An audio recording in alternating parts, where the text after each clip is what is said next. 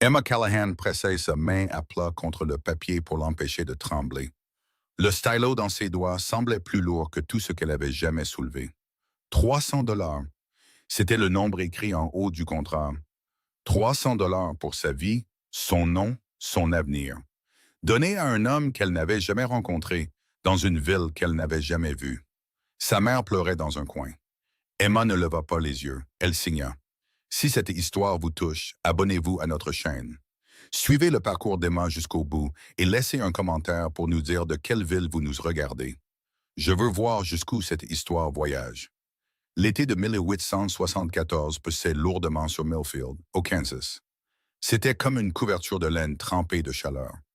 Le genre de chaleur qui immobilisait les animaux en plein milieu de la journée et qui faisait dire aux hommes des choses qu'ils ne pouvaient pas reprendre. Emma Callahan était réveillée depuis avant l'aube. Elle était assise à la table de la cuisine, dans la maison que son père avait construite avant que la sécheresse n'engloutisse leur dernière récolte de maïs. Elle fixait le papier que Silas Dunor avait laissé sur leur seuil la veille au soir. Un contrat, un langage simple, des lignes épurées. Le genre de document qui semblait parfaitement raisonnable de loin, mais qui détruisait tout de près. Sa mère, Catherine Callahan, se tenait à la fenêtre, les bras enroulés autour d'elle-même, comme si elle essayait de maintenir son propre corps en un seul morceau. Emma. Sa voix sortit, fluette. Tu n'es pas obligée, maman. Emma ne quitta pas le papier des yeux. Nous avons 4 mois de retard sur cette terre. Nous avons des dettes au moulin. Nous avons des dettes au magasin d'aliments. Si je ne le fais pas, ils prendront tout. La maison, les animaux, tout. Il doit y avoir un autre moyen. Je cherche un autre moyen depuis 6 mois. Emma leva enfin les yeux. Il n'y en a pas. Catherine pressa ses jointures contre sa bouche. Ses épaules furent de secouer d'un spasme. Puis elle se retourna vers la fenêtre et ne dit plus rien. Le contrat était l'œuvre de Silas Dunor. Et tout le monde à Millfield le savait. Dunor était l'homme qui tenait la dette de la moitié de la ville dans sa main gauche et un verre de whisky dans sa droite. Et il souriait de la même manière qu'il vous prête de l'argent ou qu'il vous prenne votre ferme. Il avait approché la mère d'Emma 3 semaines plus tôt avec ce qu'il appelait un arrangement. Un éleveur veuf à 40 miles au nord, à Silver Creek, avait besoin d'une gouvernante, d'une aide-soignante. Quelqu'un pour gérer sa maison et élever ses enfants. L'homme en avait 5, âgés de 4 à 14 ans, et personne pour s'occuper d'eux depuis que sa femme était morte l'hiver précédent. La paie était de 300 $ à déduire directement de la dette de la famille O'Callahan. Emma vivrait au ranch. Elle cuisinerait, nettoierait, s'occuperait des enfants et accomplirait toutes les tâches requises pour l'entretien de la maison. Le contrat n'utilisait pas le mot épouse, mais il n'en avait pas besoin. Emma comprenait ce qu'elle signait. Elle prit le stylo. Emma, s'il te plaît. Sa mère se détourna brusquement de la fenêtre. C'est fait, maman. Emma pressa la plume sur le papier et traça son nom sur la ligne d'une écriture cursive et stable. Emma Rose Callahan. Elle posa le stylo. C'est fait. Et Ezra Cole vint la chercher à 7 heures du matin, un mardi. C'était un homme mince, hâlé par le soleil, approchant de la cinquantaine, avec une moustache grise tombante. Il avait ce calme propre à ceux qui passent la plupart de leur vie en plein air. Il travaillait pour Nathaniel Holt, l'éleveur, et avait conduit le chariot sur 40 miles au sud pour ramener Emma. Il souleva son chapeau quand elle sortit de la maison avec sa malle. Mademoiselle Callahan, Monsieur Cole. Il chargea sa malle sans qu'on le lui demande. Emma se tenait sur le porche et regarda sa mère, qui était venue sur le seuil. Catherine Callahan semblait plus vieille que la semaine précédente. Ses yeux étaient rouges, ses cheveux défaits, et elle tenait le cadre de la porte à 2 mains, comme si elle en avait besoin pour rester debout. « Écris-moi, dit Emma. » Sa mère hocha la tête. Elle ne pouvait pas parler. Emma grimpa sur le siège du chariot. Elle ne se retourna pas. Non pas parce qu'elle ne le voulait pas, mais parce que si elle le faisait, elle ne partirait pas. La route vers le nord traversait des prairies plates et des parcelles de broussailles. Elle croisait 2 lits de ruisseaux peu profonds qui étaient surtout de la poussière en juillet. Emma et Ezra roulèrent en silence pendant la première heure. La chaleur montait régulièrement. Les chevaux avançaient d'un pas tranquille. Finalement, Emma parla. « Parlez-moi de lui. » Ezra garda les yeux sur la route. « Monsieur Holt, oui. » Ezra retourna la question un instant. De la manière dont un homme retourne une pierre dans sa main avant de décider de la garder ou de la jeter. C'est un travailleur acharné, un homme juste. Il n'élève la voix que si quelque chose a vraiment mal tourné. Et est-ce que quelque chose a vraiment mal tourné récemment? Une pause. Il a perdu sa femme en février. Margaret. La fièvre l'a emporté rapidement. Une semaine, elle allait bien. La semaine suivante, Ezra secoua la tête une fois. Ça l'a durement touché. Ça a durement touché les enfants. Comment s'appelle-t-il? Thomas est l'aîné, 14 ans, un garçon sérieux. Il s'occupe de son travail. Puis il y a Clara. Elle a 11 ans, intelligente comme un fouet, et elle ne vous laisse pas l'oublier. Ensuite, les jumeaux, Daniel et James. Ils viennent d'avoir 8 ans. Puis Rosie. Sa voix s'adoucit légèrement sur le dernier nom, presque sans le vouloir. Rosie a 4 ans. Elle ne parle plus beaucoup depuis que sa maman est partie. Emma absorba cette information. Elle a presque cessé de parler. Elle dit un mot ici et là, mais avant, elle bavardait du lever au coucher du soleil, disait toujours Margaret. Il fit une pause. Elle ne le fait plus. Emma regarda les prairies qui défilaient. Un faucon tournoyait dans le ciel blanc, au-dessus d'une crête lointaine, lent et patient. « Et Monsieur Holt, dit-elle, sait-il que j'ai 19 ans? » Ezra resta silencieux un instant de trop. « Il le sait, dit-il prudemment. Dinore a envoyé une lettre avec les détails. Qu'a-t-il dit en la lisant? Ezra s'éclaircit la gorge. Il a dit « Une autre pause. Il a dit que ça ne le regardait pas, votre âge. Tant que vous étiez capable. » Emma hocha lentement la tête. « C'est une réponse juste. C'est un homme juste, » répéta Ezra, comme si c'était la chose la plus importante qu'il savait dire sur Nathaniel Holt. Le ranch de Silver Creek apparut en milieu d'après-midi. Un groupe de bâtiments en retrait d'une basse crête, entouré de pâturages dorés par l'été. La longue ligne verte d'un ruisseau coulait d'est en ouest derrière la grange. C'était plus grand que ce qu'Emma avait imaginé. La maison principale avait 2 étages, solidement construites, avec un large porche qui courait sur toute la longueur de la façade. La grange semblait plus récente que la maison. Les clôtures étaient droites et bien entretenues. Ezra arrêta le chariot dans la cour. 4 enfants sortirent immédiatement de la maison. Emma reconnut la formation. Thomas devant, délibéré et vigilant. Clara à côté de lui, examinant Emma avec une curiosité franche et non dissimulée.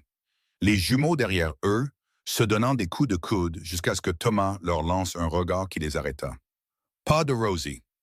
Et puis la porte de la maison s'ouvrit à nouveau et Nathaniel Holt sortit sur le porche.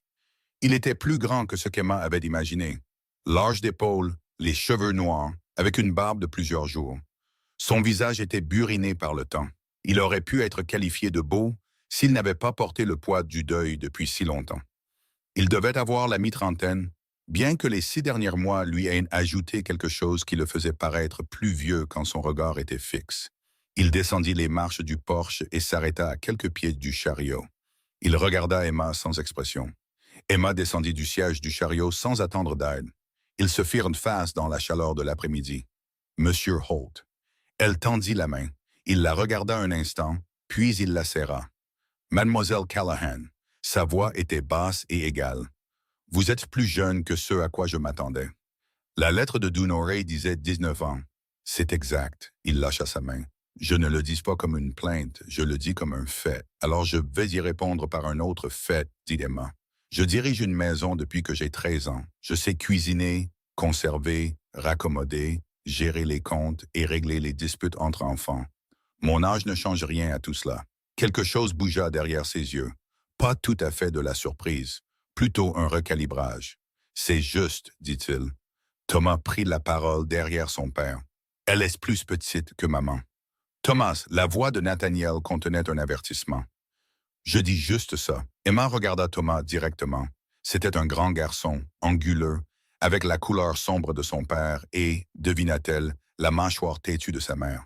Il la regardait de la manière dont un homme regarde quelque chose qu'il a déjà décidé de ne pas aimer. Vous avez raison, dit simplement Emma. Je suis plus petite que votre mère. Très probablement. Je ne suis pas ici pour être votre mère. Je suis ici pour diriger cette maison. Ce sont 2 choses différentes, et j'apprécierais que nous les gardions claires dès le début. Thomas cligna des yeux. Il ne s'attendait pas à ça. Clara fit un petit bruit qui aurait pu être un rire étouffé.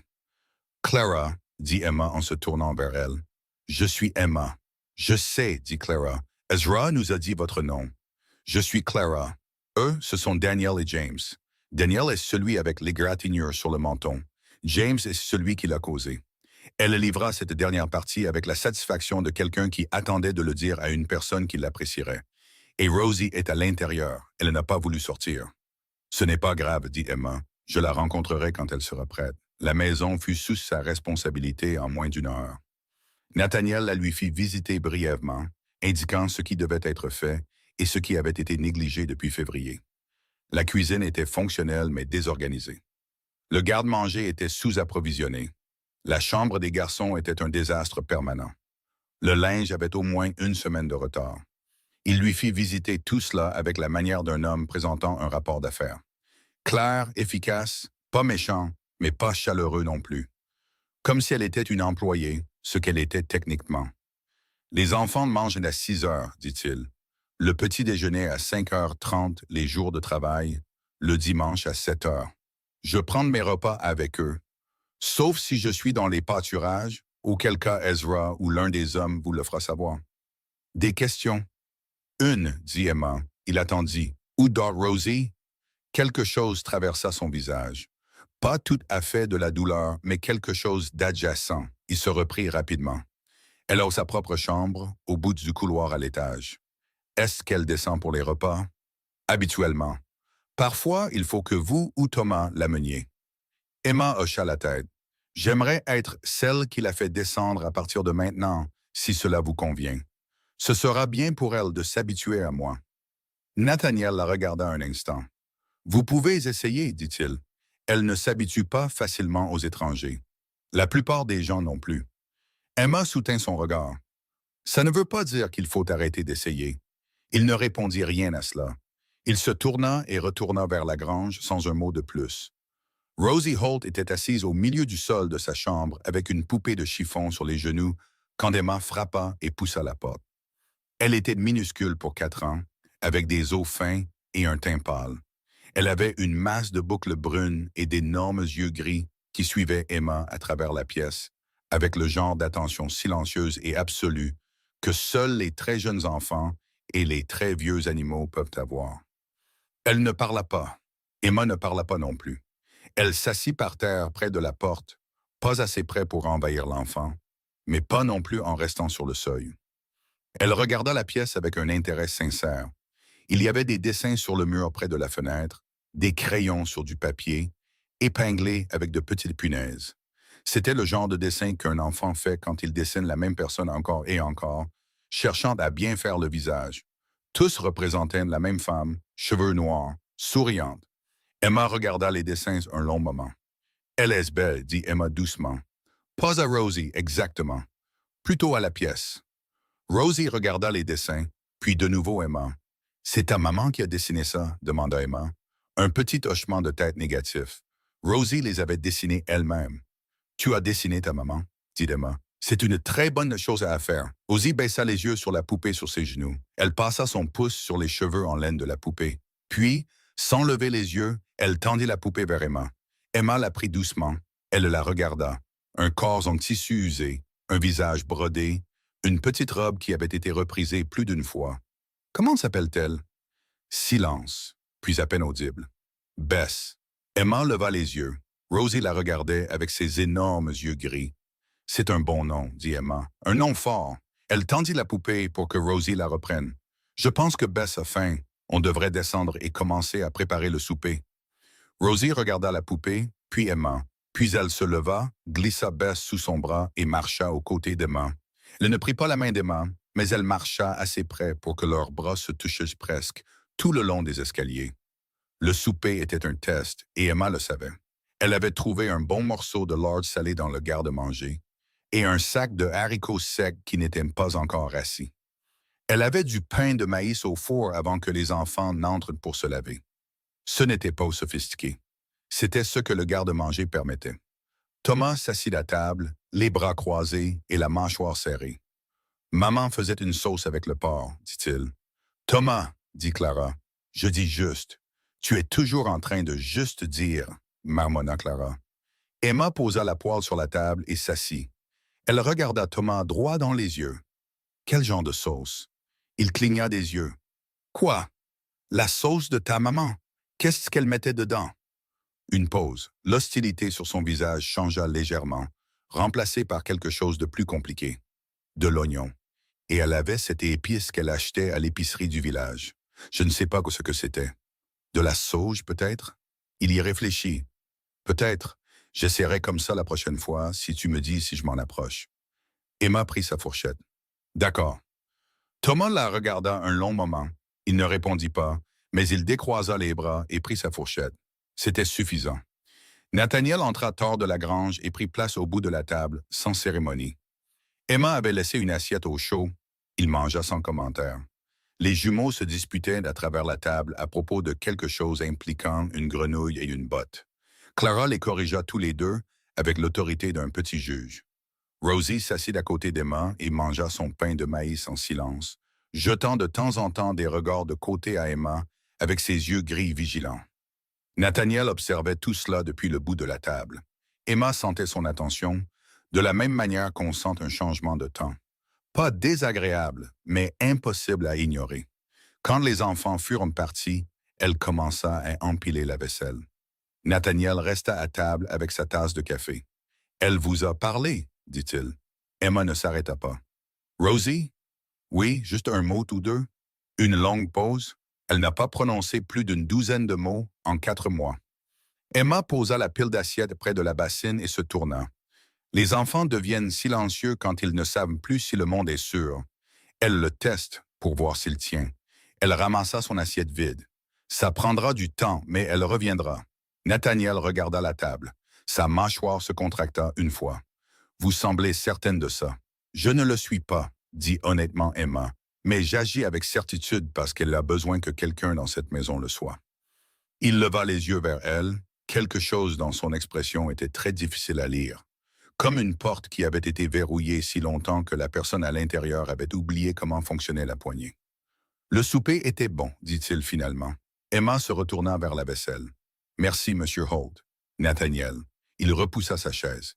Nous ne sommes pas des gens formels ici. Il sortit sans attendre sa réponse. Emma resta devant la bassine, les mains dans l'eau chaude, et fixa le mur un instant. Nathaniel. Elle retourna le nom une fois dans son esprit, puis elle retourna à la vaisselle. Dehors, la nuit d'été pressait contre les fenêtres, chaude et sombre et pleine de grillons. Et le ranch de Silver Creek s'installa dans son premier calme depuis qu'une fille de Millfield avait signé son nom sur une ligne et donné son avenir à un étranger. Elle était devenue ici comme une transaction. Elle n'avait encore aucune idée de ce qu'elle deviendrait. La première semaine au ranch de Silver Creek apprit 3 choses à Emma. La première était que Thomas Holt serait le combat le plus difficile qu'elle ait jamais mené. La deuxième était que les jumeaux, Daniel et James, n'essayaient pas réellement de détruire la maison. Ils partaient simplement du principe que les adultes les arrêteraient avant que quelque chose ne prenne feu. La troisième, et celle qui la hanta le plus longtemps dans la nuit, était que Nathaniel Holt se déplaçait dans sa propre maison comme un homme qui lui avait déjà dit au revoir et qui n'était simplement pas encore parti. Il était levé avant elle chaque matin. Elle descendait pour trouver sa tasse de café rincée et retourner sur le comptoir, et la porte arrière déjà battante sur ses gonds dans la chaleur matinale. Il travaillait du lever du soleil jusqu'à tard le soir et rentrait épuisé d'une manière qui n'avait rien à voir avec le corps. Il mangeait. Il disait quelques mots aux enfants. Il allait se coucher, et il faisait tout cela avec les mouvements prudents et délibérés de quelqu'un naviguant dans une pièce pleine de choses qui pourraient se briser. Emma l'observait et ne disait rien. Elle avait assez à faire.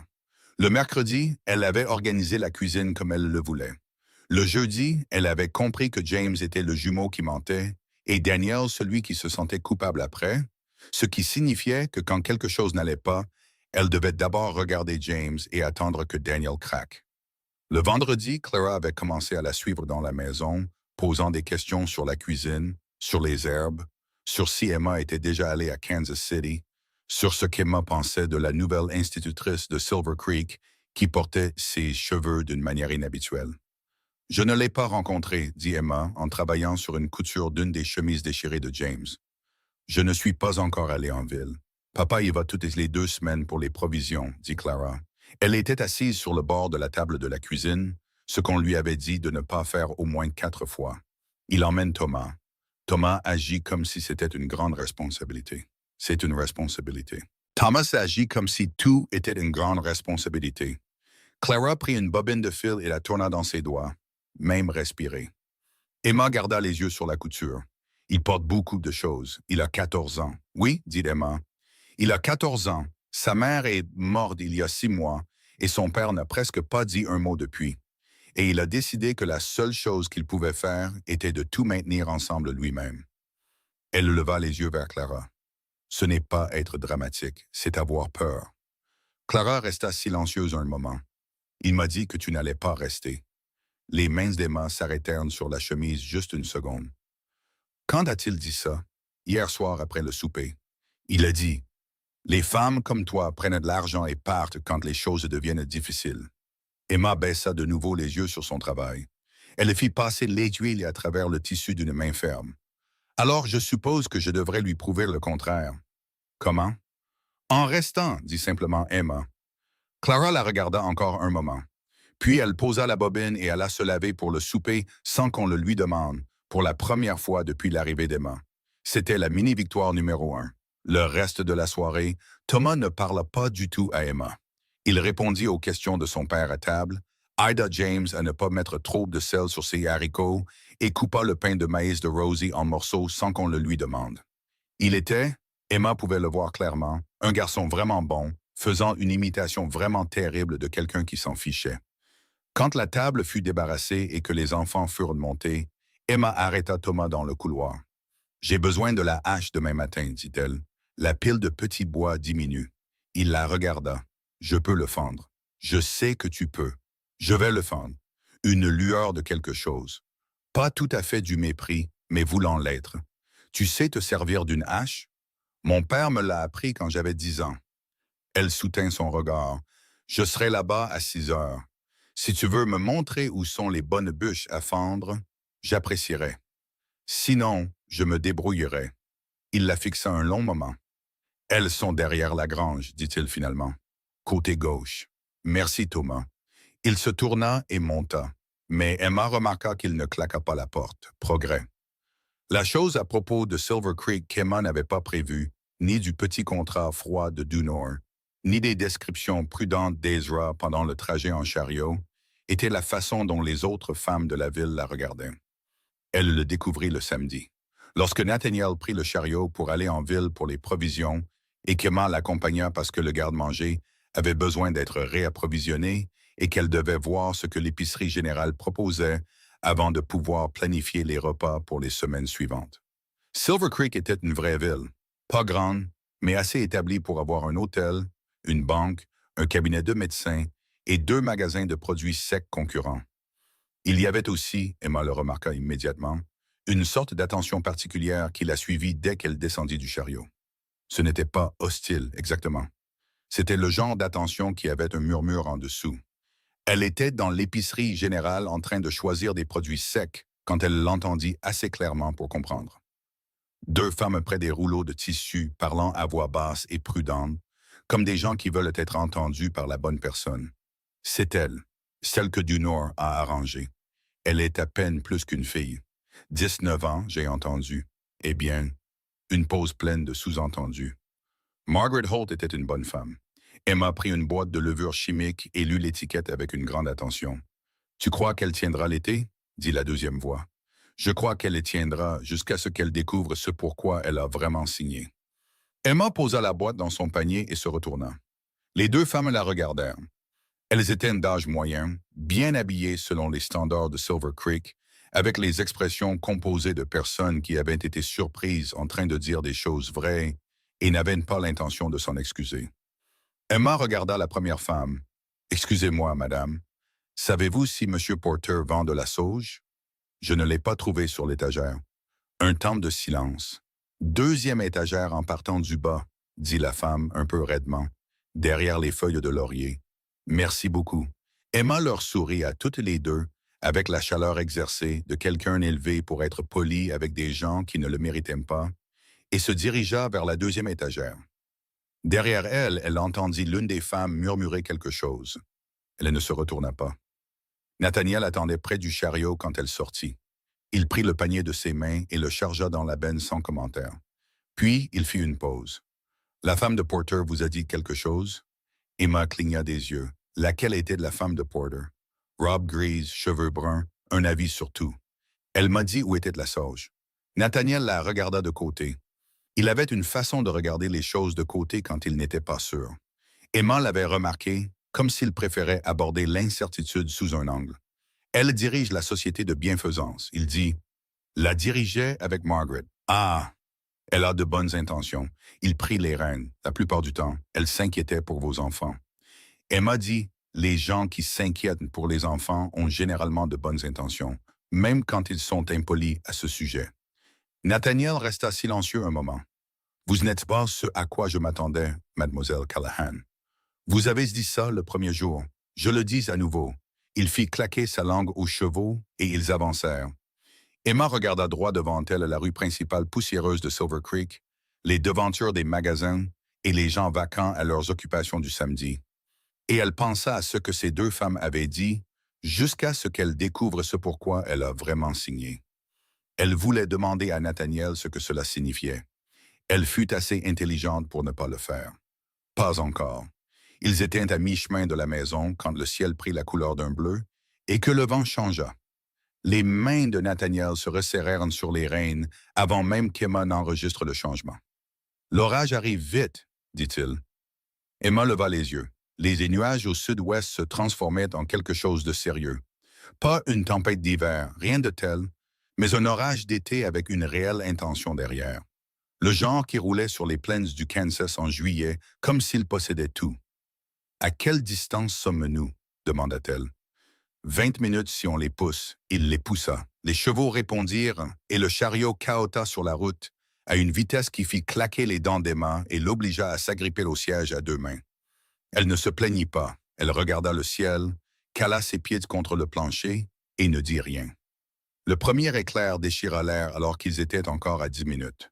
Les chevaux s'effarouchèrent. Nathaniel les calma d'une voix basse et stable, pas rassurante exactement, plutôt autoritaire. La voix d'un homme habitué à contrôler de grands animaux effrayés, et il les fit avancer. La pluie commença à tomber alors qu'ils étaient encore dans la cour, pas tout à fait à la grange. Elle tomba fort et immédiatement, comme le fait de la pluie d'été au Kansas. Pas progressivement, juste d'un coup, comme si quelqu'un renversait un seau. Emma sauta du chariot avant que Nathaniel ne l'ait complètement arrêté et courut vers la tête des chevaux. Elle leur parla de la même manière qu'elle l'avait entendu faire, attrapant le harnais pour les maintenir stables pendant qu'ils descendaient et commençaient à dételer. Ils mirent les chevaux dans la grange en 3 minutes. Le chariot pouvait rester dans la cour. À l'intérieur de la grange, à l'abri de la pluie, ils se tenaient à un pied l'un de l'autre et reprenaient leur souffle. Ils étaient tous les deux trempés. La pluie martelait le toit au-dessus de leur tête avec un bruit de 1000 petites poignes. Nathaniel la regarda. Elle dégoulinait sur le sol de la grange, ses cheveux détachés de leurs épingles, sa robe collée à ses bras.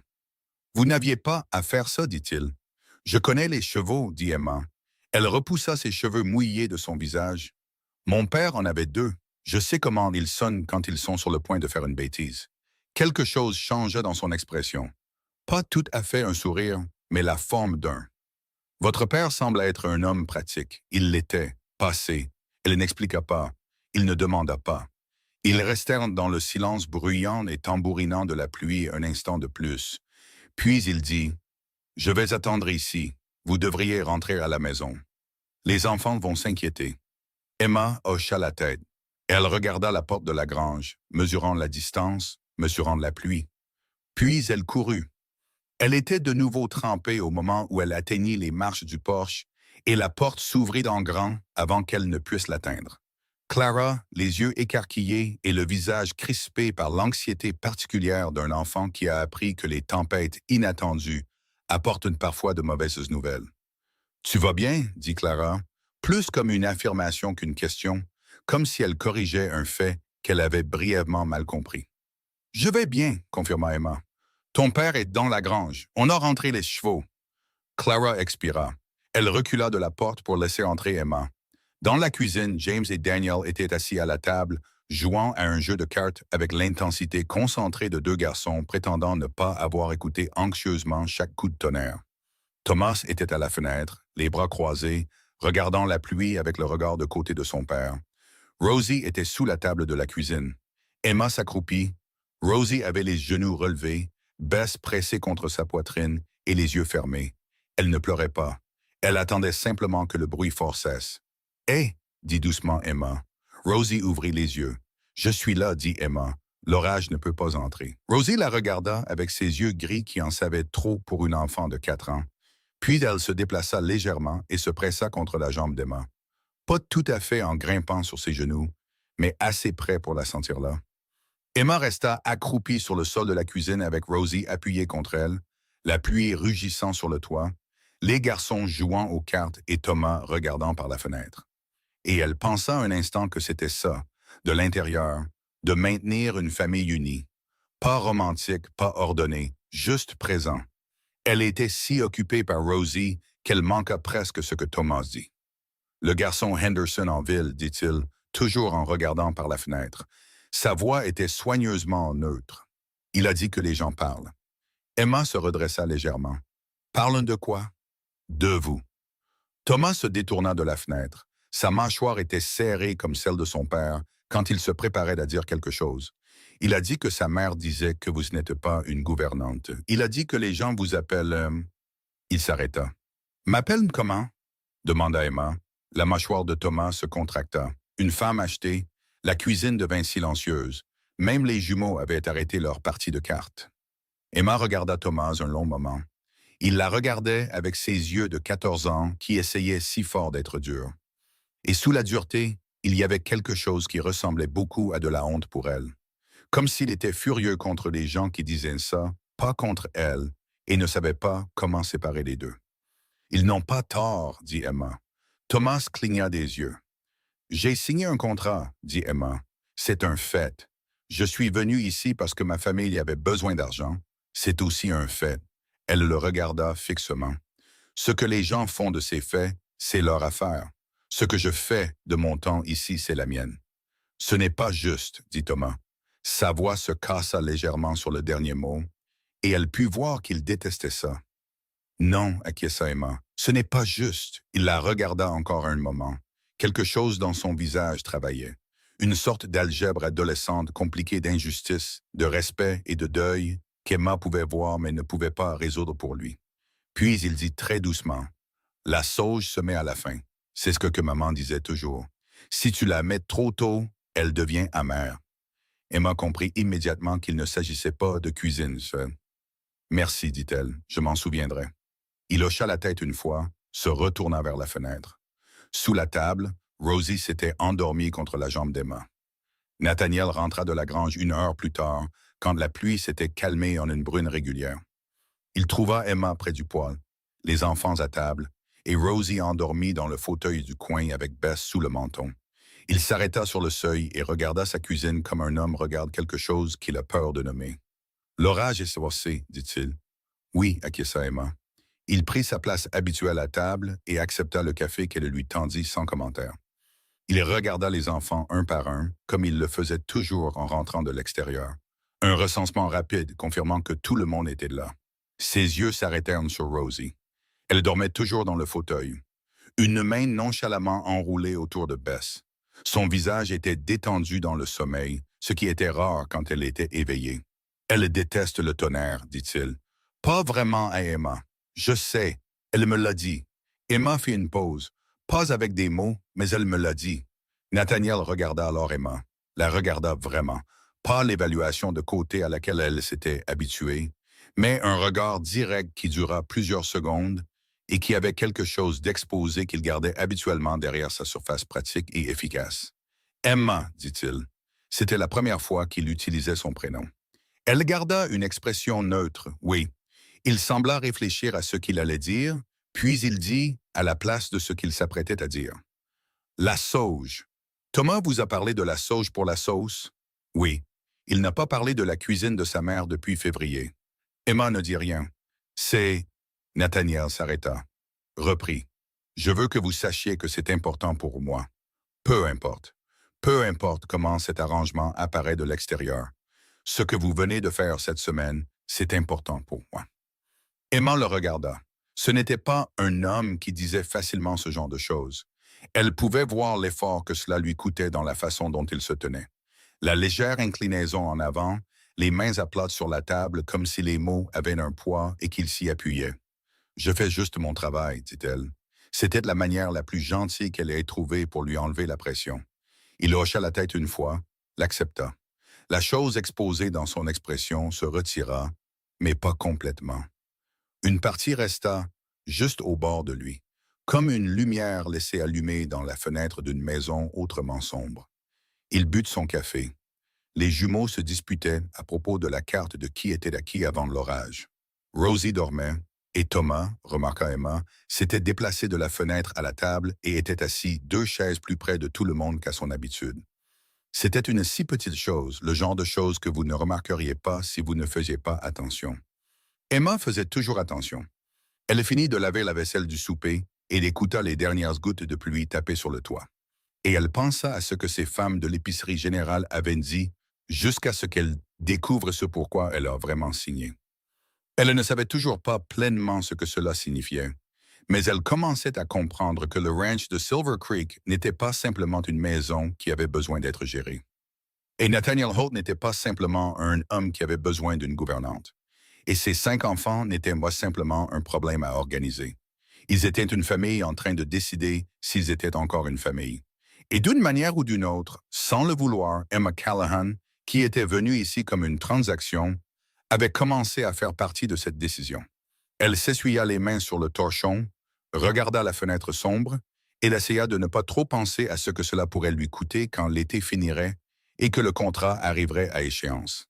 Elle avait le sentiment, bien qu'elle n'aurait pas pu dire pourquoi, que le coût serait plus élevé que 300 $. Elle avait le sentiment que ce serait le genre de coût que l'on paye avec quelque chose que l'on ne peut pas récupérer. 3 semaines après le début de l'été, Emma avait cessé de compter les façons dont le ranch de Silver Creek essayait de la briser. Elle n'avait pas cessé de les combattre, elle avait juste cessé de compter. Les jours s'étaient installés dans un rythme qui, de l'extérieur, donnait l'impression que les choses fonctionnaient. La cuisine était propre. Les enfants étaient nourris, habillés et présents à table. Rosie avait commencé à descendre seule chaque matin, Bess sous le bras, et à s'asseoir sur la chaise la plus proche de la place d'Emma à table, sans qu'on le lui demande. Thomas avait montré à Emma la sauge, puis, à contre-cœur, la façon dont sa mère faisait la pâte à biscuits, et puis, encore plus à contre-cœur, l'emplacement de la bonne poêle en fonte que quelqu'un avait poussée derrière le bac à farine, pour des raisons que personne ne pouvait expliquer. Mais il y avait un courant sous-jacent que Emma pouvait sentir chaque fois que Nathaniel traversait une pièce. Quelque chose de non résolu. Quelque chose qui était dans cette maison depuis février et qui n'avait pas bougé d'un pouce malgré tout ce qu'elle avait fait. Elle pensait à cela un mardi matin quand Clara entra en courant dans la cuisine si vite qu'elle faillit renverser le café du poêle. « Il y a un homme dans la cour, dit Clara. Sa voix était tendue. Emma se détourna du poêle. « Quel homme? Je ne le connais pas. Il a un manteau chic. Il est arrivé sur un cheval gris et il est juste là, à regarder la maison. » Emma savait déjà avant d'aller à la fenêtre. Silas Dunoray avait exactement l'air d'un homme qui possède une partie de quelque chose et veut que vous vous en souveniez. Il était mieux habillé que quiconque à Silver Creek n'avait de raison de l'être un mardi matin.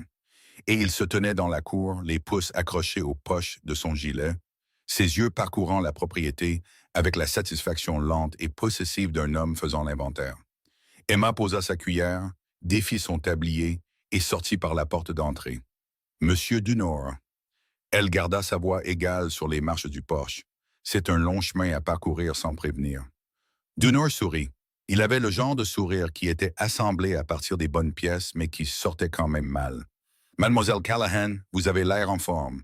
La vie au ranch semble vous convenir. Aviez-vous besoin de quelque chose? Je vérifie juste mon investissement. » Il regarda par-dessus son épaule vers la maison. « Holt est là? » « Il est dans les pâturages. » Dommage. Ses yeux revinrent sur elle. « J'attendrai. Il ne sera pas de retour avant le soir. Alors je vais le trouver à cheval. Il ne bougea pas.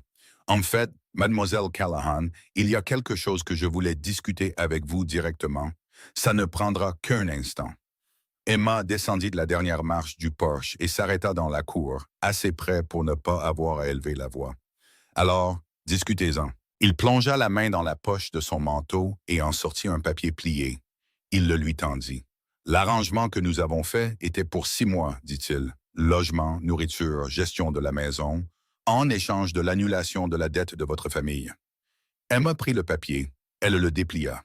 C'était une copie du contrat original, avec sa propre signature en bas et une ligne qu'elle n'avait pas mémorisée ou pas lue assez attentivement près du milieu de la deuxième page. Dans le cas où l'une des parties trouverait l'arrangement inapproprié avant la fin de la durée convenue, la partie non payée de la dette impayée reviendra au créancier initial. Elle le lut 2 fois. La dette n'est pas effacée avant la fin des 6 mois, dit-elle. Pas une question. Payée au fil du temps. Dunor acquiesça agréablement. Des versements mensuels, en fait, contre votre service rendu. Vous avez accompli environ 1 mois, ce qui signifie que si vous partiez avant la fin du terme, le montant restant serait toujours dû. Il pencha la tête. Contre la propriété de votre mère. Emma plia le papier. Elle regarda le sourire assemblé de Dunor. Je ne prévoyais pas de partir. Bien sûr que non. Il remit ses mains dans les poches de son gilet. Je voulais juste être sûr que nous étions clairs sur les termes. Une femme dans votre position a tout intérêt à savoir exactement où elle en est. Une femme dans ma position, dit Emma, a tout intérêt à savoir exactement ce qu'un homme comme vous dit vraiment. Elle soutint son regard. Vous avez fait 40 miles pour me rappeler que je ne peux pas partir. Cela signifie que quelqu'un vous a dit que je pourrais vouloir le faire. Quelque chose vacilla dans les yeux de Dunor. Pas tout à fait de l'agacement, plutôt un récalibrage. Il ne s'y attendait pas. Mais respecte Holt, dit-il, et il se retourna vers son cheval. Emma resta dans la cour et le regarda partir. Elle tenait le contrat plié dans sa main et garda son visage impassible jusqu'à ce qu'il ait franchi le portail et soit parti. Puis elle se retourna vers la maison et trouva Thomas debout sur le seuil. Il avait entendu chaque mot. Elle pouvait le voir sur son visage. La façon dont la couleur s'en était retirée pour être remplacée par quelque chose de blanc et de furieux. Il s'agrippait au cadre de la porte d'une main. Il paraissait plus jeune et plus vieux en même temps, comme le font les enfants quand ils apprennent quelque chose sur le monde qu'ils ne devraient pas encore savoir. « Il ne peut pas faire ça, dit Thomas, sa voix tremblait. « Il le peut, Emma monta les marches. Le contrat le dit. Alors le contrat est légal, dit Emma. Désagréable, mais légal. » Elle s'arrêta devant lui. « Thomas, regarde-moi. » Il la regarda. Sa mâchoire se contractait et ses yeux brillaient de quelque chose qu'il était furieux de ressentir. « Je ne pars pas, dit-elle. Pas à cause de lui. Pas à cause d'un contrat. Je ne pars pas parce que je ne veux pas. » Elle fit une pause. « Comprends-tu la différence? » Il la fixa un long moment. Puis il dit, d'une voix pâteuse, « Pourquoi me dis-tu ça? » « Parce que c'est toi qui es là, dit-elle simplement. « Maintenant, va me chercher plus de bois de chauffage. J'ai besoin que le poêle soit plus chaud. » Il y alla. Il ne dit rien d'autre. Mais quand il revint avec le bois, il le posa soigneusement au lieu de le laisser tomber, ce qui était nouveau. Elle se dit que c'était suffisant. Elle y crut presque. Elle ne parla pas à Nathaniel de la visite de Dunor ce soir-là. Elle y réfléchit en préparant le souper, l'examinant sous différents angles, se demandant si elle le protégeait de quelque chose ou si elle se protégeait elle-même d'avoir cette conversation. Elle ne pouvait pas décider. Alors elle mit le contrat plié au fond de sa malle, posa les biscuits sur la table et regarda Nathaniel à l'autre bout de la cuisine sans rien dire. Il savait que quelque chose n'allait pas. Elle pouvait le voir le sentir de la même manière qu'il avait senti le temps changer sur la route. Ce léger raidissement, ce changement d'attention. Il la regarda 2 fois pendant le souper avec ce regard de côté qui commençait à lui être familier. Et les 2 fois, elle lui rendit son regard avec l'expression neutre qu'elle pratiquait depuis ses 13 ans, quand elle ne voulait pas que sa mère la voie pleurer. Il laissa tomber. Cette nuit-là, il ne laissa pas tomber. Le lendemain matin, elle était dans la cour avant 6 heures, à fendre du petit bois comme elle l'avait promis à Thomas. L'air était encore frais, la lumière encore basse et dorée. Les seuls sons étaient la hache, les oiseaux, et quelque part au loin, un des hommes appelant un autre. Elle avait les manches retroussées, les cheveux épinglés, et elle travaillait les bûches avec un rythme qui empêchait son esprit de trop travailler sur des choses qu'elle ne pouvait pas réparer. Elle entendit la porte moustiquaire, puis ses bottes sur le porche, puis le bruit de sa traversée de la cour, et elle continua de fendre. Dunor était ici hier, dit Nathaniel. Emma enfonça la hache dans le billot. Oui. Pourquoi ne me l'as-tu pas dit? Elle se tourna et lui fit face. Il se tenait à 6 pieds de là, les bras le long du corps, son expression soigneusement contrôlée. Mais elle observait son visage depuis 3 semaines, et elle pouvait maintenant voir au-delà du contrôle. Il y avait quelque chose qui ressemblait à de la colère en dessous, mais elle était dirigée au mauvais endroit. Il n'était pas en colère contre elle. Il était en colère contre lui-même de ne pas avoir été là. « Je m'en suis occupé, dit Emma. Ce n'est pas la question. Ça me semblait être la question. Emma, sa voix avait baissé pour prendre ce ton bas et direct qui signifiait généralement la fin de sa version patiente. Ce n'est pas un homme sûr. S'il est venu ici personnellement pour livrer ce qu'il a livré, c'était pour vous intimider, et j'aurais dû. Quoi? Emma reprit la hache. Être ici le renvoyer toi-même. Elle le regarda. Je ne vais pas courir vers toi chaque fois que quelqu'un veut que je me sente petite, Nathaniel. Je m'en suis occupé. C'est réglé. Qu'a-t-il dit? Elle soutint son regard un instant, puis elle lui parla de la clause du contrat. De tout. Nathaniel devint très immobile. Emma regarda l'immobilité le traverser, la façon dont elle commença à sa mâchoire et descendit par ses épaules jusqu'à ses mains, qui s'étaient lentement refermées le long de son corps. Quand il parla de nouveau, sa voix était calme de cette manière particulière qui était pire que le bruit. Il est venu ici pour te rappeler que tu ne peux pas partir. Il dit, oui, et tu ne m'as rien dit. Je n'étais pas sûr de quoi dire. Tu aurais pu dire exactement ce que tu viens de me dire. Il la regarda, pas de côté cette fois. Droit dans les yeux. Je serais allé le chercher. Je sais. Emma posa la hache. C'est en partie pour ça que je ne te l'ai pas dit. Il absorba cela. Elle pouvait le voir y réfléchir. Cet homme qui portait tout, le passé et le futur, et ne posait jamais rien. Et elle crut voir le moment exact où il comprit ce qu'elle voulait dire. Qu'elle l'avait protégé de la fureur particulière de découvrir que quelqu'un l'avait menacé, parce qu'elle avait vu ce qui arrivait à cette famille quand Nathaniel Holt dépensait son énergie en colère au lieu de vivre. « Ce n'est pas ton travail, dit-il doucement. « Non, acquiesça Emma. Je suppose que non. » Ils restèrent là dans l'air matinal, avec la hache entre eux, et toutes les choses qu'aucun d'eux ne disait, pressant contre l'intérieur du silence. Puis la voix de Rosie vint du porche, claire, petite, pas tant loin. Emma, Bess a faim. Ils se tournèrent tous les deux. Rosie se tenait sur la plus haute marche du porche en chemise de nuit, avec Bess dans ses bras. Ses boucles brunes étaient lâches autour de son visage, et elle regardait Emma avec l'autorité patiente d'une enfant de 4 ans qui ne comprenait pas pourquoi le petit déjeuner n'avait pas encore eu lieu. Emma se retourna vers Nathaniel. Quelque chose s'était brisé dans son expression. Une ligne de faille traversant le milieu de sa surface contrôlée, et en dessous se trouvait le visage d'un homme qui ne s'attendait pas à ce que la voix de sa fille sonne comme ça, comme avant. « Va, dit-il. » Sa voix était rauque, Emma y alla. Elle était à mi-chemin du porche quand elle l'entendit ramasser la hache derrière elle et commencer à fendre du bois avec beaucoup plus de force que ce qui était strictement nécessaire. Elle pensa que c'était probablement bien. La ville de Silver Creek passa à l'action un vendredi. Emma aurait dû le voir venir. Les signes étaient là. Les regards de côté lors de son unique visite à l'épicerie générale, le silence prudent lorsqu'elle s'était approchée du comptoir, le fait qu'Ezra soit revenu de la ville mercredi avec les provisions et ait passé tout le déchargement sans vraiment la regarder dans les yeux. Elle désherbait le potager quand elles arrivèrent. 3 femmes dans un buckboard entrant dans la cour avec la détermination composée d'une délégation.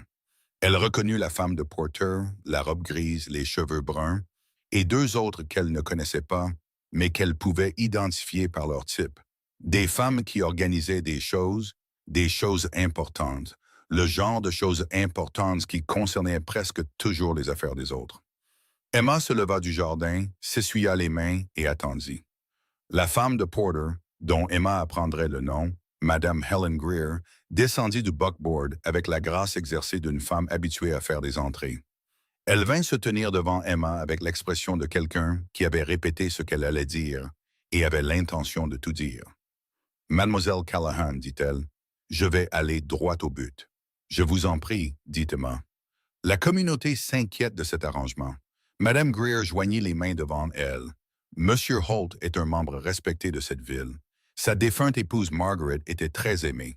Il y a un sentiment parmi les femmes de Silver Creek qu'un arrangement de cette nature, une jeune femme célibataire vivant dans la maison d'un veuf, crée un précédent troublant et que les enfants méritent une situation plus formelle. Emma la regarda fixement. Quel genre de situation formelle? La famille Henderson a exprimé sa volonté de prendre les enfants, dit Madame Greer. Temporairement, pendant que Monsieur Holt. Non. Madame Greer cligna des yeux. Pardon? Non, répéta Emma. Elle fut surprise du calme de sa propre voix. Quelque chose s'était immobilisé en elle, de la même manière que lorsqu'elle avait pris le stylo au-dessus de ce contrat. Ces enfants ne vont nulle part. Ils sont chez eux.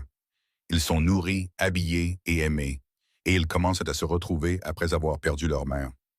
Elle fit une pause. Vous ne les prendrez pas. La deuxième femme intervint. Ce n'est pas à vous de décider. C'est à Monsieur Holt de décider, dit Emma, et je suis confiante quant à sa décision. Monsieur Holt, dit prudemment Madame Greer, ne pense peut-être pas clairement à ce qui est approprié. Ce qui est inapproprié, dit Emma, c'est que 3 femmes viennent sur la propriété d'un homme pour discuter de prendre ses enfants sans lui avoir parlé d'abord. Elle soutint le regard de Madame Greer. Vous voulez soulever une préoccupation? Allez trouver Nathaniel. Je vous dirai exactement où il travaille aujourd'hui. Elle ne bougea pas. Mais je veux que vous compreniez quelque chose avant de partir. Madame Greer attendit. Ces enfants connaissent mon nom, dit Emma. Ils s'assoient à table, ils mangent, ils se disputent et ils dorment toute la nuit. Cette petite fille au bout du couloir a passé 4 mois sans dire plus de 10 mots. Et ce matin, elle m'a appelé depuis le poche.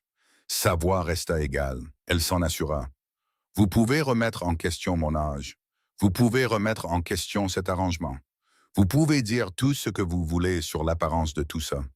Mais vous ne me direz pas que ces enfants seraient mieux ailleurs, parce que vous auriez tort.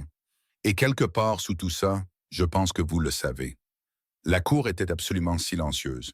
L'une des autres femmes regardait Emma avec une expression qui avait changé. Pas encore du respect, mais presque. Quelque chose de reconsidéré. Madame Greer regarda Emma un long moment. Quelque chose bougea sur le visage de la femme. Un argument interne auquel Emma n'était pas initiée, puis elle dit très doucement, « Margaret Holt était ma meilleure amie. » Emma absorba cela. « Je sais. Elle aimait ses enfants plus que tout au monde. Je le sais aussi. » Emma ne s'adoucit pas, mais elle laissa quelque chose d'humain dans sa voix. « Je n'essaie pas de la remplacer. Je ne le pourrai jamais. Mais quelqu'un dans cette maison doit être certain, Madame Greer. Et en ce moment, c'est moi qui suis là. » Helen Greer la regarda encore un long moment, puis elle regarda la maison. Ses yeux se levèrent vers la fenêtre du 2e étage où Emma ne le remarquerait que plus tard en y repensant. Rosie se tenait, regardant, avec Bess serrée contre sa poitrine. Quelque chose dans l'expression de Madame Greer s'effondra et se reconstruisit en quelque chose de plus calme. « Je parlerai à Nathaniel, dit-elle finalement. « C'est tout ce que je demande, dit Emma. Elle est partie sans rien dire de plus.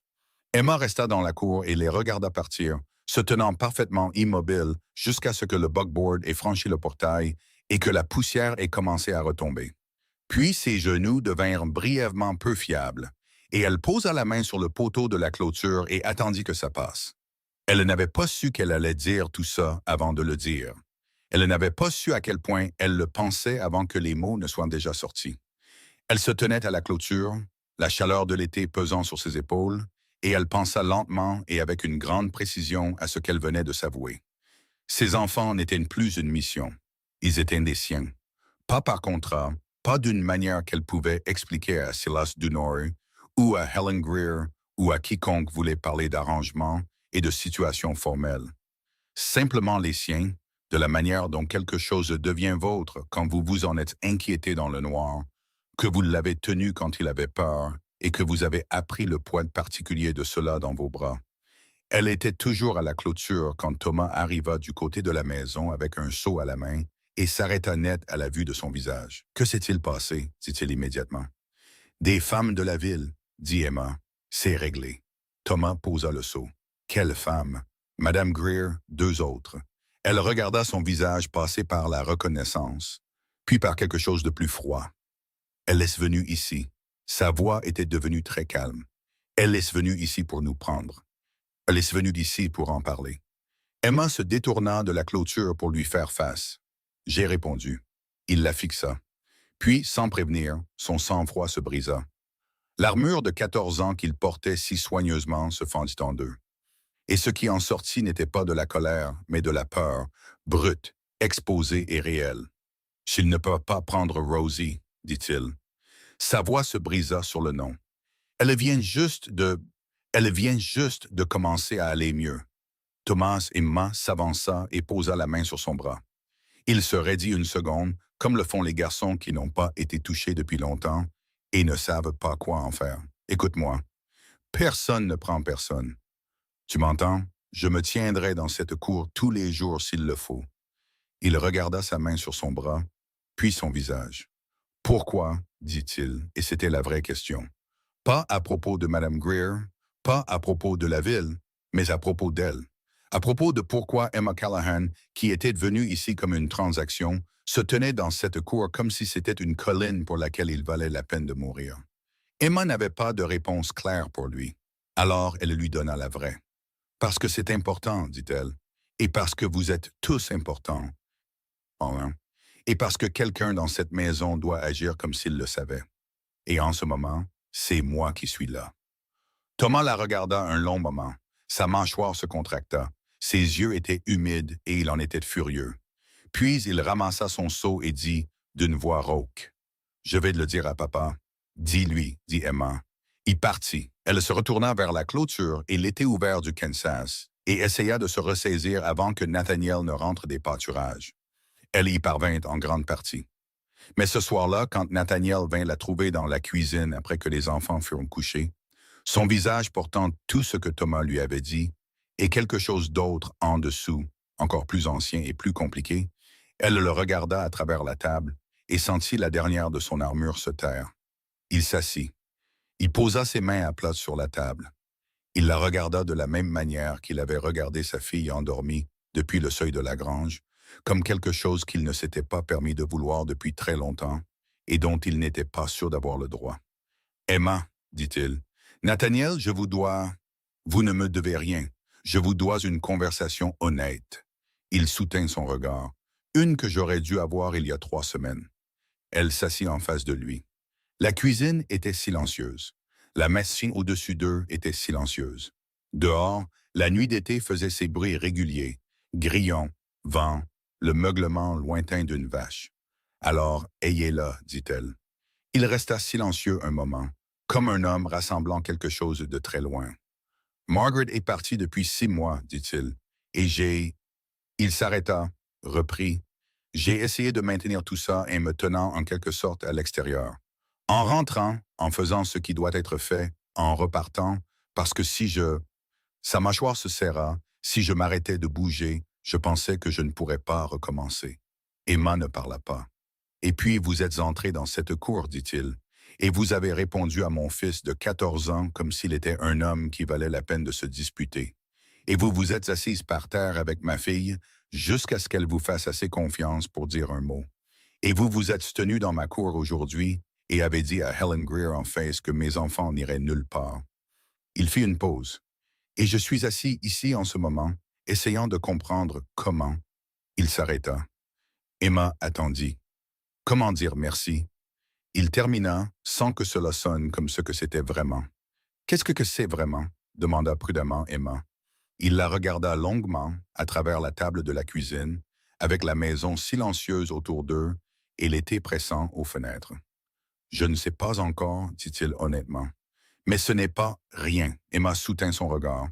Son cœur faisait quelque chose auquel elle ne lui avait pas donné la permission. « Non, dit-elle doucement, ce n'est pas rien. » Ils restèrent avec ça un moment.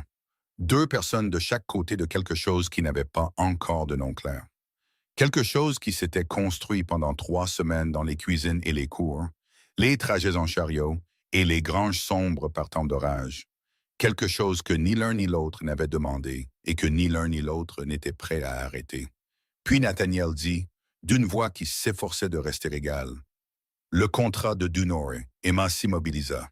Je le déchire, dit-il. Je réglerai la dette avec votre mère moi-même, directement. Vous n'êtes pas ici à cause de ce papier. Plus maintenant. Emma le fixa. Nathaniel, je suis sérieux. Ses yeux étaient fixes. Tu es ici parce que je veux que tu sois ici. Parce que cette famille a besoin de toi ici. C'est le seul arrangement que je suis prêt à avoir. Le silence qui suivit fut la chose la plus assourdissante dans laquelle Emma se soit jamais assise. Elle ouvrit la bouche.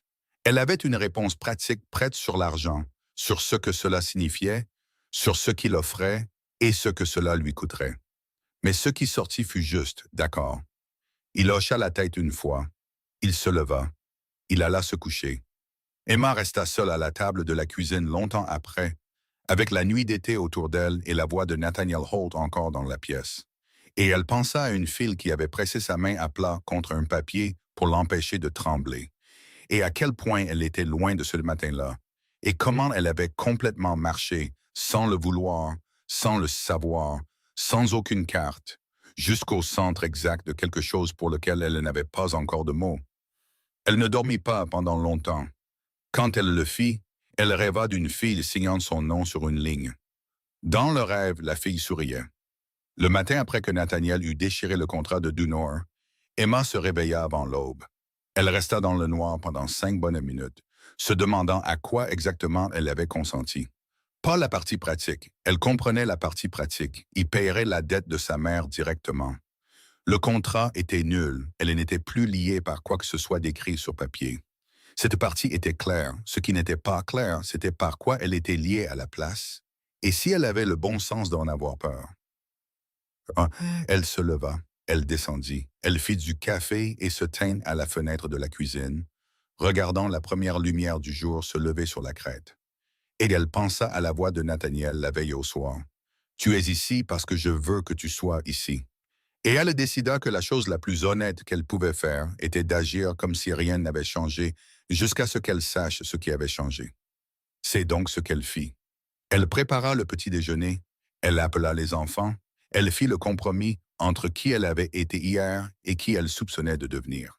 Et elle tint cette ligne comme on tient un poteau de clôture dans un sol humide, à 2 mains, et sans garantie qu'il tiendrait. Nathaniel entra de la grange à 5h30, comme toujours. Il se versa son café, comme toujours. Il s'assit à table et dit bonjour aux enfants, comme toujours. Il regarda Emma une fois à travers la cuisine, et dans ce regard se trouvait tout ce qu'ils avaient dit la veille au soir, et aussi l'accord mutuel et tacite de ne pas le redire pour l'instant. Emma posa son assiette devant lui. « Merci, dit-il. »« De rien, dit-elle. » Clara regarda entre eux avec les yeux perçants d'une fillette de 11 ans qui ne manquait rien et classait tout pour plus tard. Elle ne dit rien, mais Emma surprit son expression et la reconnut. C'était l'expression de quelqu'un qui regarde une porte qui a été fermée pendant longtemps commencer très lentement à s'ouvrir. Le changement dans la maison ne fut pas spectaculaire. C'était la chose à laquelle Emma ne s'attendait pas. Ce changement, le vrai changement, celui qui compte, n'arrive pas comme une tempête. Il arrive comme la lumière change en juillet, si progressivement que vous levez les yeux un après-midi et réalisez que tout semble différent, et vous ne pouvez pas dire exactement quand c'est arrivé. Thomas cessa d'attendre qu'on lui dise les choses. Il commença à demander. Il vint voir Emma un matin alors qu'elle pétrissait du pain et dit sans préambule. Ezra dit que la clôture est à besoin d'être réparée avant la rotation du bétail la semaine prochaine. Papa n'a rien dit à ce sujet. Devrais-je en parler ou simplement le faire? Emma continua de travailler la pâte. Qu'en penses-tu? Je pense que je devrais juste le faire, mais je ne veux pas... Il s'arrêta. Dépasser les bornes, dit Emma. Il devient... Thomas fit une autre pause, choisissant ses mots avec soin. Il devient silencieux quand quelqu'un fait quelque chose qu'il pense qu'il aurait dû faire lui-même. Emma se tourna pour le regarder. Il se tenait sur le seuil de la cuisine, les pouces dans les passantes de sa ceinture, la posture d'un garçon essayant de se tenir comme un homme. Et elle pensa à ce que cela lui avait coûté, tous ces mois à gérer tout et tout le monde, à combler les vides que son père avait laissés quand le deuil avait mis la plupart de Nathaniel hors service. « Dis-le lui ce soir, dit Emma.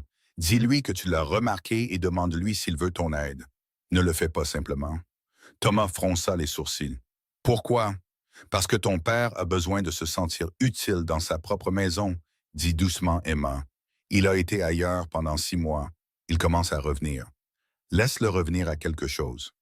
Thomas resta silencieux un moment. Puis il semblait réticent à le dire. C'est ce que maman faisait. Elle lui trouvait des choses à réparer. Elle disait qu'il pensait mieux quand ses mains travaillaient. Emma regarda la pâte à pain. On dirait qu'elle était une femme intelligente. Elle l'était. Sa voix était simple, plus étranglée par le chagrin, juste honnête. Comme si parler de Margaret Holt était passé d'une blessure à un fait. Cela seul valait plus que ce qu'Emma pouvait mesurer. Il parla de la clôture à Nathaniel au souper. Nathaniel le regarda un long moment et Emma vit quelque chose passer entre eux, une reconnaissance calme et significative. Et puis Nathaniel dit « Viens avec moi samedi, nous l'évaluerons ensemble. » Thomas hocha la tête. Il prit sa fourchette. Emma vit ses épaules s'abaisser d'une fraction de pouce, comme le font les épaules quand un poids se lève. Sous la table, Rosie pressa son pied contre celui d'Emma, ce qui était sa façon d'indiquer sans mots qu'elle était satisfaite de la tournure des événements. Emma pressa en retour. Le deuxième changement vint d'une direction qu'Emma n'avait pas anticipée. Helen Greer. Elle vint seule cette fois, un mercredi matin, sans buckboard ni délégation. Juste un cheval, un panier sur le bras et une expression qui avait laissé ses qualités répétées quelque part sur la route de la ville. Emma la rencontra dans la cour. « Je ne resterai pas longtemps, dit Madame Greer. Elle tendit le panier. « J'ai apporté des conserves. Les enfants aimaient les conserves de mûres de Margaret, et j'en ai fait en plus cette année, et... » Elle s'arrêta, serra brièvement les lèvres. « Je suis venue m'excuser, mademoiselle Callahan. » Emma prit le panier. « Vous n'avez pas à le faire. »« Si. » Madame Greer la regarda fixement.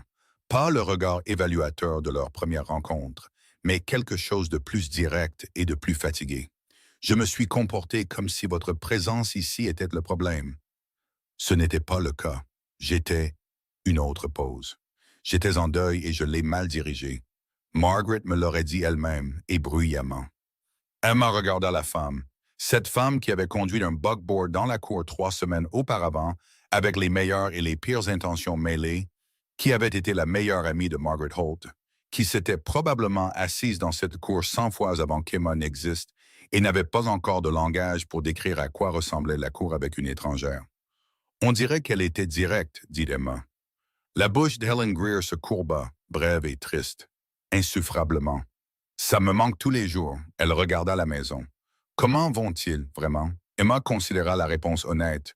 Thomas apprend à demander de l'aide au lieu de simplement porter les choses. Clara va diriger quelque chose un jour. Je ne suis juste pas sûr de quoi.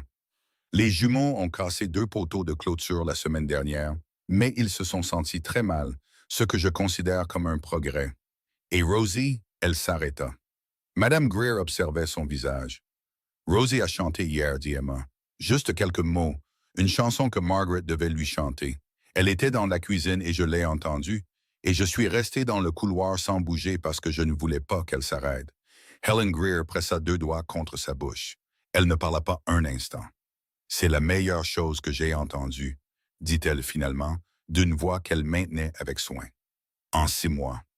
Emma hocha la tête. Je pensais que vous voudriez savoir.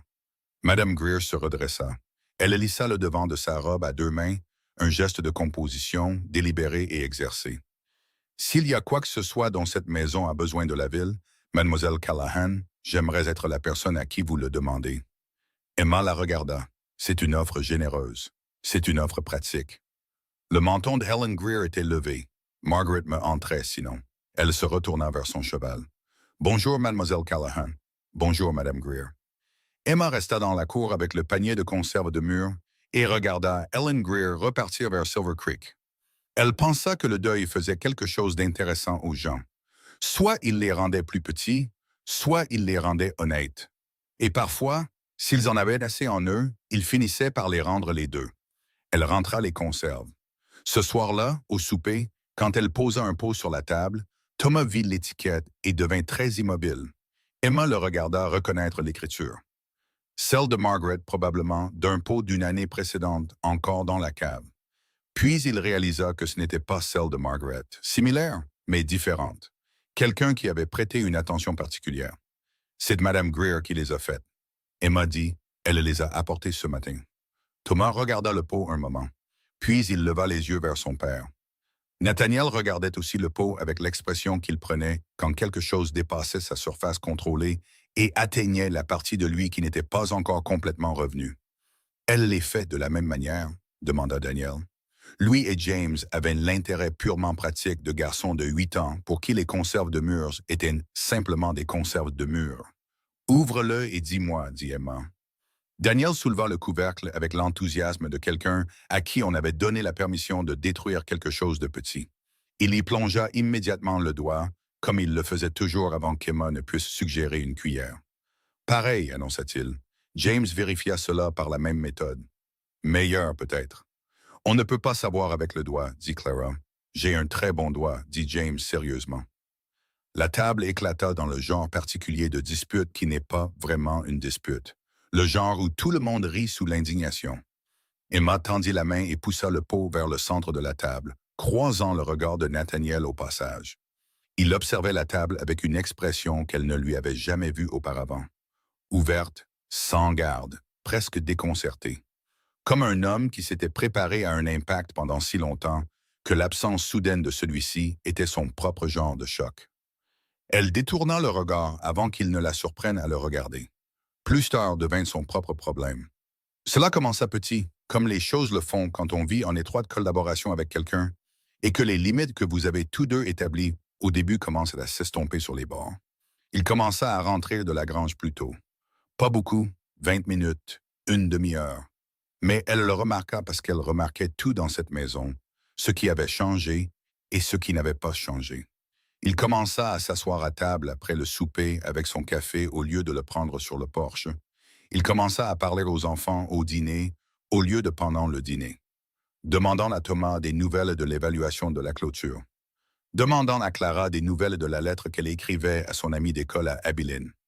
Posant aux jumeaux des questions dont il connaissait déjà les réponses, juste pour les entendre répondre. Il revenait. Elle pouvait le voir se produire. Et la partie à laquelle elle ne s'était pas préparée était à quel point cela la touchait. Le moment où il devint impossible de l'ignorer arriva un jeudi soir, 10 jours après le contrat. Emma était à la table de la cuisine après que les enfants furent couchés, travaillant sur les comptes de la maison. La comptabilité réelle, celle qu'elle avait reprise après que Nathaniel lui eut montré, avec une légère gêne, le désordre complet dans lequel son registre des dépenses était tombé depuis février. Elle avait le registre ouvert et un crayon à la main, et elle travaillait sur 3 mois de dépenses non enregistrées quand elle entendit ses bottes dans les escaliers. Il entra dans sa cuisine, la vit à table, et s'arrêta. « Tu es encore debout, dit-il. »« Les comptes, dit-elle sans lever les yeux. Quelqu'un a laissé 4 mois d'achat d'aliments non enregistrés. J'étais... » Il fit une pause. « Occupé. »« Je sais. » Elle fit une marque dans le registre. « C'est presque réglé. Assieds-toi. Je dois te poser des questions sur 2 achats au moulin en mai que je ne peux pas identifier. » Il s'assit. Il regarda le registre de l'autre côté de la table. Il répondit à ses questions. Les achats au moulin étaient pour du bois qu'il avait acheté pour renforcer le toit de la grange avant l'été, payé en 2 versements. Elle enregistra les réponses et il la regarda écrire avec l'expression qu'elle essayait de ne pas remarquer qu'il portait ces derniers temps. « Tu as un bon sens des chiffres, dit-il. Mon père me l'a appris. » Elle continua d'écrire. Il disait qu'une femme qui ne peut pas lire ses propres comptes est une femme qui peut être trompée. Homme intelligent. Très. Elle ferma le registre. Il est mort il y a 2 ans. C'est pour ça que la ferme avait des difficultés. Il gérait tout et il n'a pas appris à maman à temps. Elle le dit simplement, sans drame, parce qu'elle avait fait la paix avec ça, comme on fait la paix avec quelque chose qu'on ne peut pas changer, complètement et lentement et non sans coup. Nathaniel resta silencieux un moment. « Je suis désolé. Merci. » Elle leva les yeux vers lui. « Je ne le dis pas pour la sympathie. Je le dis pour que tu comprennes que je sais à quoi ça ressemble quand une famille perd la personne qui la tient ensemble. Je sais à quoi ressemble l'après. » Il soutint son regard. « C'est pour ça que tu es encore là. Après tout ce que Dunor a fait, après que Helen Greer soit venue avec sa délégation, après tout ce que cette maison t'a fait subir, Nathaniel, c'est pour ça? » Emma posa son crayon. Elle regarda cet homme honnête, difficile, usé par le deuil, avec ses regards de côté prudents et ses enfants qui recommençaient à rire. Et elle décida que si elle devait vivre dans cette maison et être fidèle à ce qu'elle disait, elle devrait arrêter de prétendre qu'elle ne connaissait pas la réponse à cette question. Non, dit-elle, ce n'est pas pour ça. Il attendit. Je reste parce que je le veux, dit-elle. Parce que c'est... Elle s'arrêta, reprit. Parce que quand je suis ici, j'ai l'impression d'être sur un terrain qui vaut la peine d'être défendu, et je n'ai pas ressenti ça depuis longtemps. Elle fit une pause. C'est tout. Il la regarda un long moment. Puis il dit très doucement, « Ce n'est pas une petite chose. » Non, acquiesça Emma, ce n'est pas le cas. Ils restèrent avec ça. La cuisine autour d'eux était chaude et calme, la lampe basse, le registre des comptes fermés entre eux. Et Emma pensa avec une clarté qui la surprit qu'elle s'était assise à une table une fois et avait signé son nom sur une ligne, pensant qu'elle donnait son avenir. Et elle s'était trompée. Elle ne le donnait pas. Elle l'envoyait quelque part où elle ne savait pas comment le trouver seul. Elle l'avait trouvé ici dans cette cuisine, dans cette maison. Elle l'avait trouvé dans le poids d'une fillette de 4 ans, pressant son pied contre celui d'Emma sous une table de souper, et dans un garçon de 14 ans expliquant l'usage correct de la sauge, et dans la manière spécifique dont un homme la regardait de l'autre côté d'une pièce quand il pensait qu'elle ne regardait pas. Elle regardait toujours. C'est alors que Dunor revint. Pas en personne, pire qu'en personne, une lettre livrée par un cavalier un vendredi matin, alors que Nathaniel était sorti. Et Emma était la seule adulte sur la propriété. Elle reconnut l'écriture sur l'enveloppe avant de l'ouvrir et ressentit la même clarté froide qu'elle avait ressentie la première fois qu'il s'était tenu dans cette cour. Elle l'ouvrit. Elle ne lui était pas adressée. Elle était adressée à Nathaniel. Et elle la lut parce qu'elle avait été ouverte. Délibérément ouverte, réalisa-t-elle, le sceau brisé proprement, ce qui signifiait que quiconque l'avait livrée avait l'intention qu'elle la lise. C'était de la marque particulière de la cruauté de Dunor. Il faisait les choses dans l'ordre qui causait le plus de dégâts. La lettre avait 3 parties. La première était un rappel poli que l'arrangement de dette initiale, celui que Nathaniel croyait avoir réglé en déchirant le contrat, n'avait en fait pas été réglé parce que Dunor avait enregistré une hypothèque secondaire sur la propriété des Callahan au bureau du registraire du comté avant que l'arrangement ne soit jamais présenté à Emma. La déchirure du contrat annulait son accord avec Holt, mais l'hypothèque restait. La deuxième était une déclaration selon laquelle la mère d'Emma avait reçu un avis de procédure de saisie, effective dans 30 jours, contre la propriété de Millfield. La troisième était une offre. Nathaniel pouvait empêcher la saisie en rachetant l'hypothèque directement. Le prix était le double de la valeur de la propriété. Emma lut la lettre 2 fois. Elle la plia. Elle s'assit sur la chaise de la cuisine, fixa le mur du fond et se laissa sentir, pendant exactement 60 secondes, tout le poids de la situation. La façon dont il avait planifié cela, la façon dont il l'avait laissé croire que le contrat était terminé, l'avait laissé ressentir le soulagement. Laisser Nathaniel ressentir la dignité de l'avoir réglé, puis attendu le moment où cela ferait le plus mal pour lui retirer le tapis sous les pieds. 60 secondes. Puis elle se leva. Elle devait le dire à Nathaniel. Elle devait le lui dire avant que sa mère ne reçoive quoi que ce soit d'autre de Dunor. Avant que 30 jours ne deviennent 29, puis 15, elle devait lui dire la vérité. Toute la vérité. A compris la partie qu'elle n'avait pas dite, à savoir que la propriété de sa mère était la seule chose qui empêchait Catherine Callahan de se retrouver sans abri. Elle était à mi-chemin de la porte quand Thomas la franchit. Il vit son visage et s'arrêta. Que s'est-il passé? Emma lui tendit de la lettre.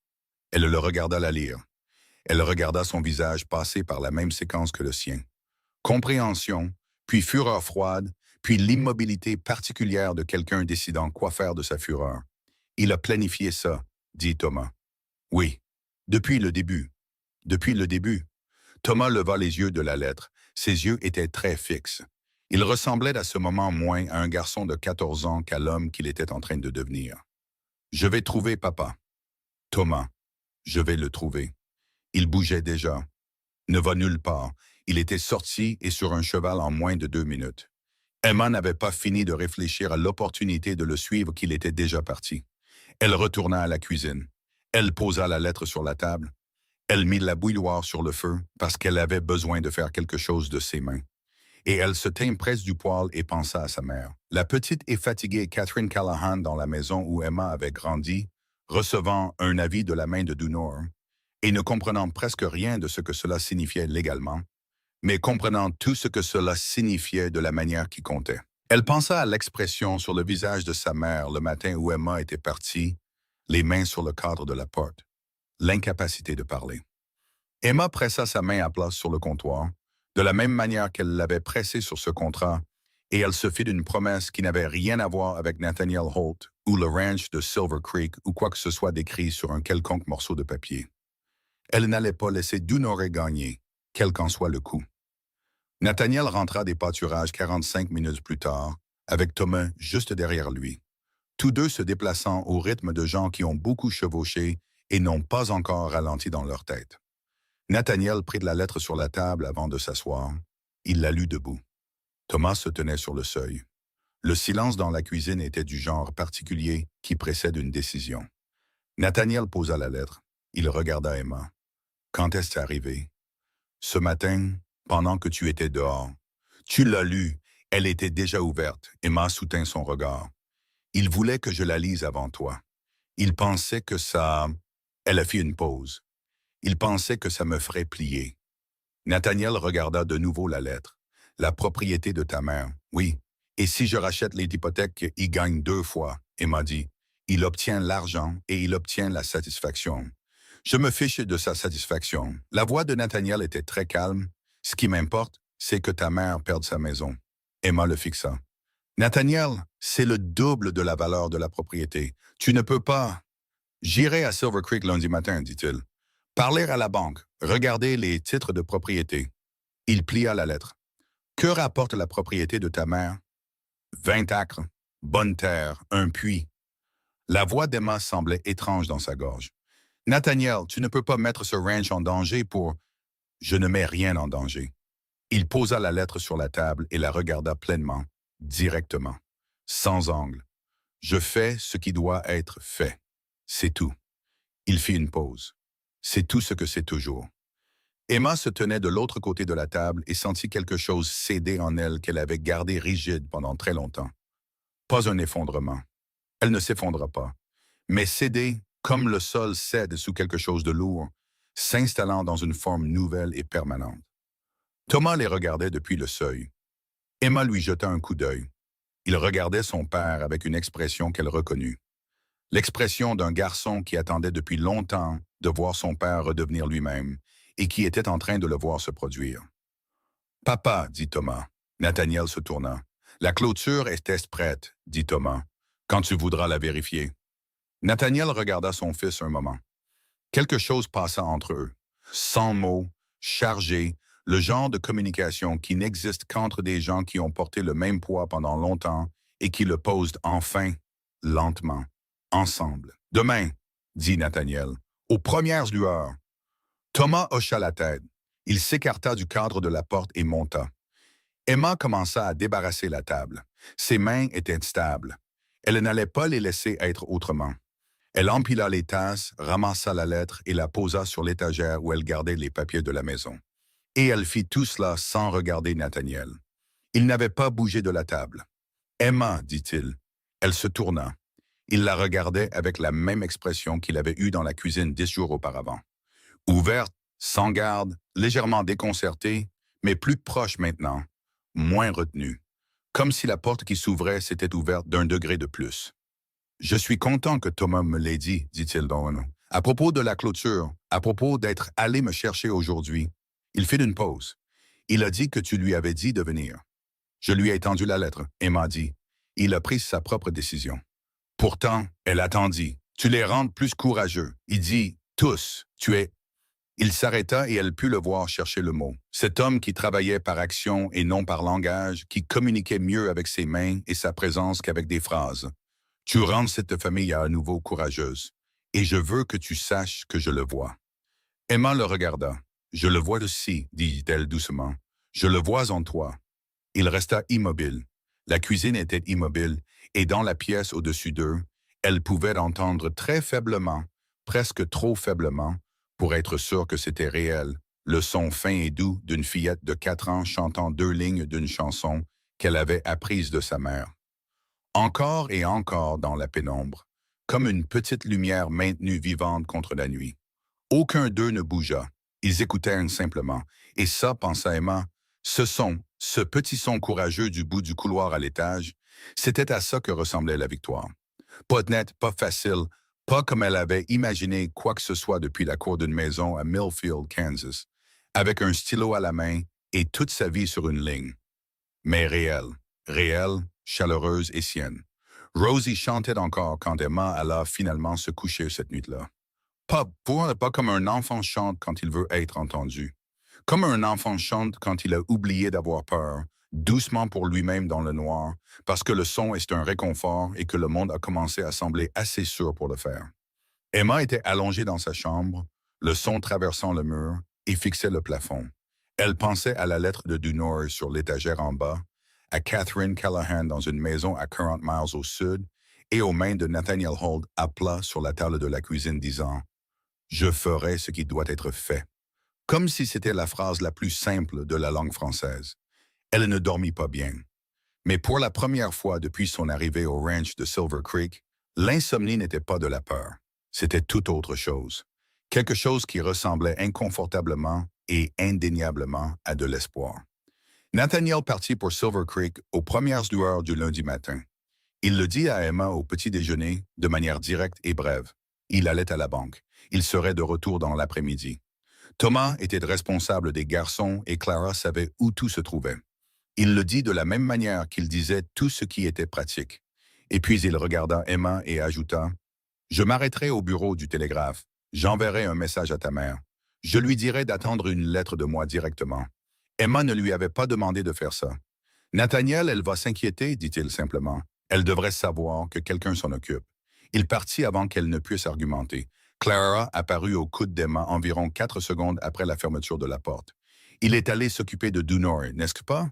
Il est allé à la banque. C'est la même chose. » Clara prit un biscuit et l'évalua avec la gravité de quelqu'un menant une affaire officielle. « Thomas m'a parlé de la lettre. Bien sûr qu'il le fait. Thomas me dit tout.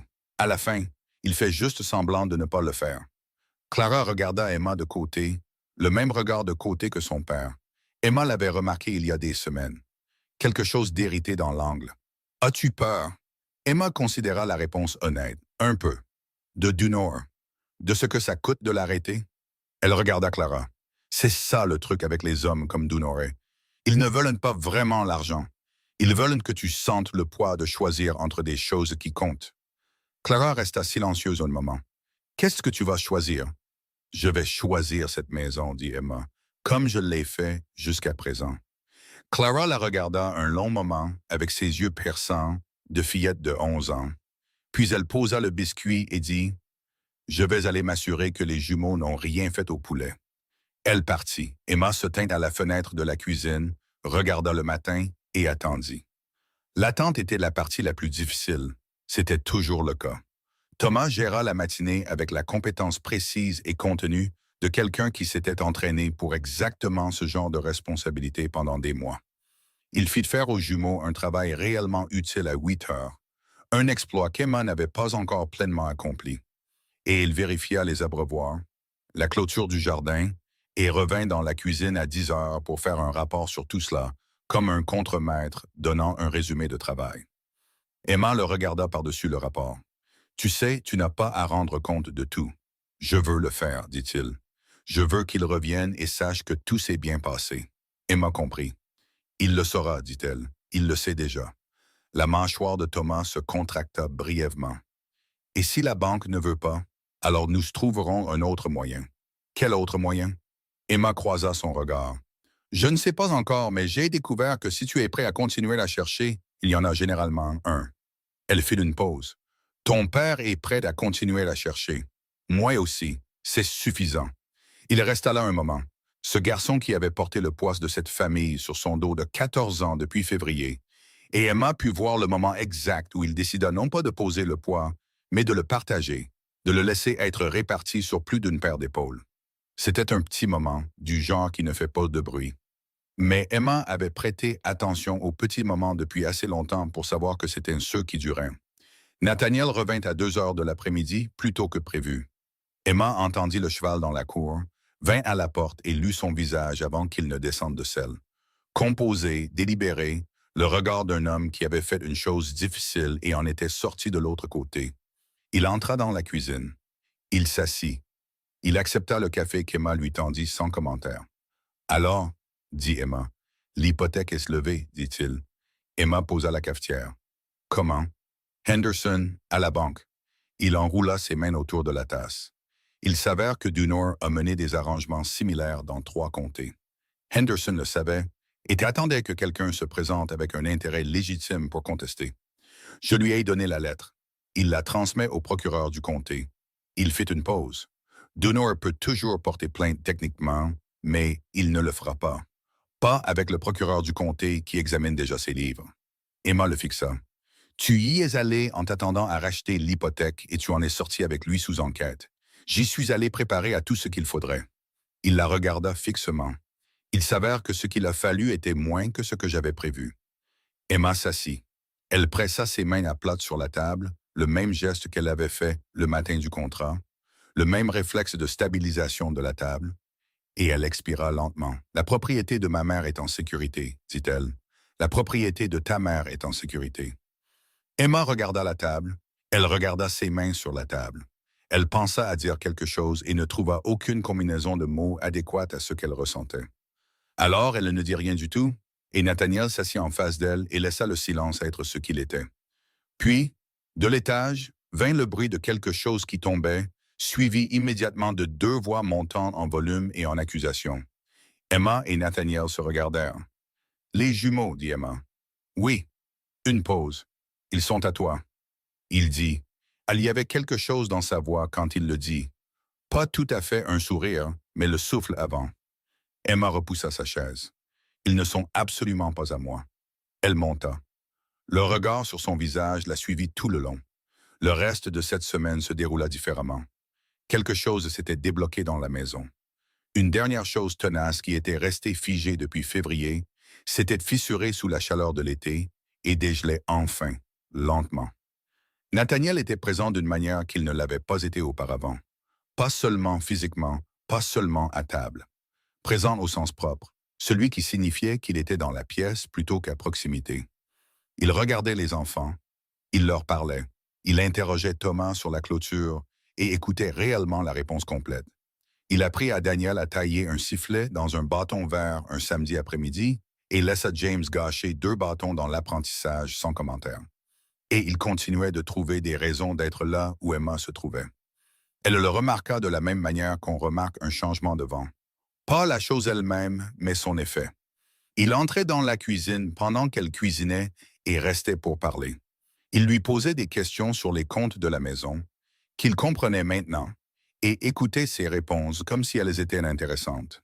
Il s'asseyait sur le porche le soir après le souper, ce qu'il n'avait pas fait depuis son arrivée. Et si elle était là, il s'asseyait près d'elle plutôt qu'à l'autre bout. Il n'avait rien dit sur ce qu'ils avaient dit dans la cuisine 10 jours auparavant. Ce n'est pas rien, et elle non plus. Mais les mots étaient là, ils vivaient dans l'espace entre eux, et chaque jour qui passait, sans que l'un ou l'autre n'en parle, l'espace se réduisait. Rosie fut celle qui força finalement les choses, avec un mépris total pour le timing émotionnel des adultes que seuls les enfants de 4 ans peuvent atteindre de manière constante. C'était un dimanche. Emma était assise sur le porche après le déjeuner. Rosie grimpa sur ses genoux sans demander, comme elle avait commencé à le faire ces 2 dernières semaines. Pas de manière hésitante, pas en vérifiant, juste en le faisant parce que les genoux d'Emma étaient devenus un endroit que Rosie avait décidé être le sien. Nathaniel sortit de la maison et les trouva là. Il s'arrêta sur le seuil. Rosie leva les yeux vers lui depuis les genoux d'Emma. Elle pointa Emma du doigt, puis elle pointa Nathaniel. Puis elle dit, avec la clarté d'une enfant de 4 ans et une absence totale d'ambiguïté, « Reste ». Le mot tomba sur le porche comme une pierre dans une eau calme. Emma sentit son visage devenir soigneusement, professionnellement neutre. Nathaniel regarda sa fille, puis Emma, puis de nouveau Rosie. « Qu'as-tu dit, ma puce? » Rosie pointa de nouveau Emma. « Reste, dit-elle. Emma, reste ici. » Nathaniel s'accroupit devant eux. Il regarda Rosie avec la tendresse concentrée d'un homme qui ferait n'importe quoi pour cet enfant et le savait. « Tu veux qu'Emma reste? » Rosie hocha la tête une fois, avec autorité. « Alors je vais voir ce que je peux faire, » dit doucement Nathaniel. Il leva les yeux de Rosie vers Emma, et ce qu'il y avait sur son visage à ce moment-là n'était pas composé, pas contrôlé, pas l'évaluation prudente et de côté qu'elle l'avait vu déployer pendant des semaines. C'était juste vrai, complètement et simplement vrai. Le visage d'un homme qui avait pris une décision et avait fini de prétendre le contraire. Emma soutint son regard et ne dit rien, mais elle ne détourna pas les yeux. Ce soir-là, après que les enfants furent couchés, c'est là que ça s'est passé, pas de manière spectaculaire, pas comme les choses se passent dans les histoires que Clara lisait toujours, avec des discours, des gestes et une météo appropriée. Ça s'est passé dans la cuisine parce que c'était là que les choses se passaient toujours dans cette maison. Les vraies choses, celles qui comptaient. Et ça s'est passé tranquillement, comme le font les vraies choses. Emma écrivait une lettre à sa mère. Nathaniel entra, regarda ce qu'elle faisait et s'assit en face d'elle sans parler. Elle continua d'écrire. Il prit son café. Il s'assit. Au bout d'un moment, il dit « Qu'est-ce que tu lui racontes? Que l'hypothèque est levée, qu'elle n'a pas à s'inquiéter. » Emma fit une pause. « Que je vais bien. Est-ce que tu vas bien? » Elle leva les yeux. « Oui. » Il tourna la tasse de café dans ses mains. « J'ai pensé à ce que Rosie a dit. » Emma posa son stylo. « Elle a 4 ans, » dit prudemment Emma. « Elle dit beaucoup de choses. »« Elle dit très peu de choses, » dit Nathaniel. « C'est ce qui rend important ce qu'elle dit. » Il regarda Emma fixement. « Je veux te demander quelque chose et j'ai besoin que tu répondes honnêtement. Pas prudemment, honnêtement. » Emma attendit. « Est-ce que... » Il s'arrêta, reprit. « Quand les 6 mois seront terminés, quand il n'y aura plus de contrat, ni d'arrangement, ni rien qui t'oblige à tout ça, y a-t-il une partie de toi qui veut encore être ici? » La cuisine était très silencieuse. Emma regarda cet homme honnête, difficile, usé par le deuil, en voie de guérison, qui l'avait ramené à la maison après un orage, avait fendu du petit bois avec une force inutile, était allé à la banque un lundi matin et avait dit « Je ferai ce qui doit être fait », comme si cela ne lui coûtait rien. Et elle décida qu'elle en avait fini d'être prudente sur ce point particulier. « Nathaniel, dit-elle, j'ai arrêté de compter les jours du contrat il y a 3 semaines. » Il la regarda. « Je ne suis pas ici pour le contrat, dit-elle. Je ne le suis plus depuis longtemps. Je suis ici parce que c'est le premier endroit où je me suis tenu depuis 2 ans qui me semblait être un terrain sur lequel je pouvais construire quelque chose.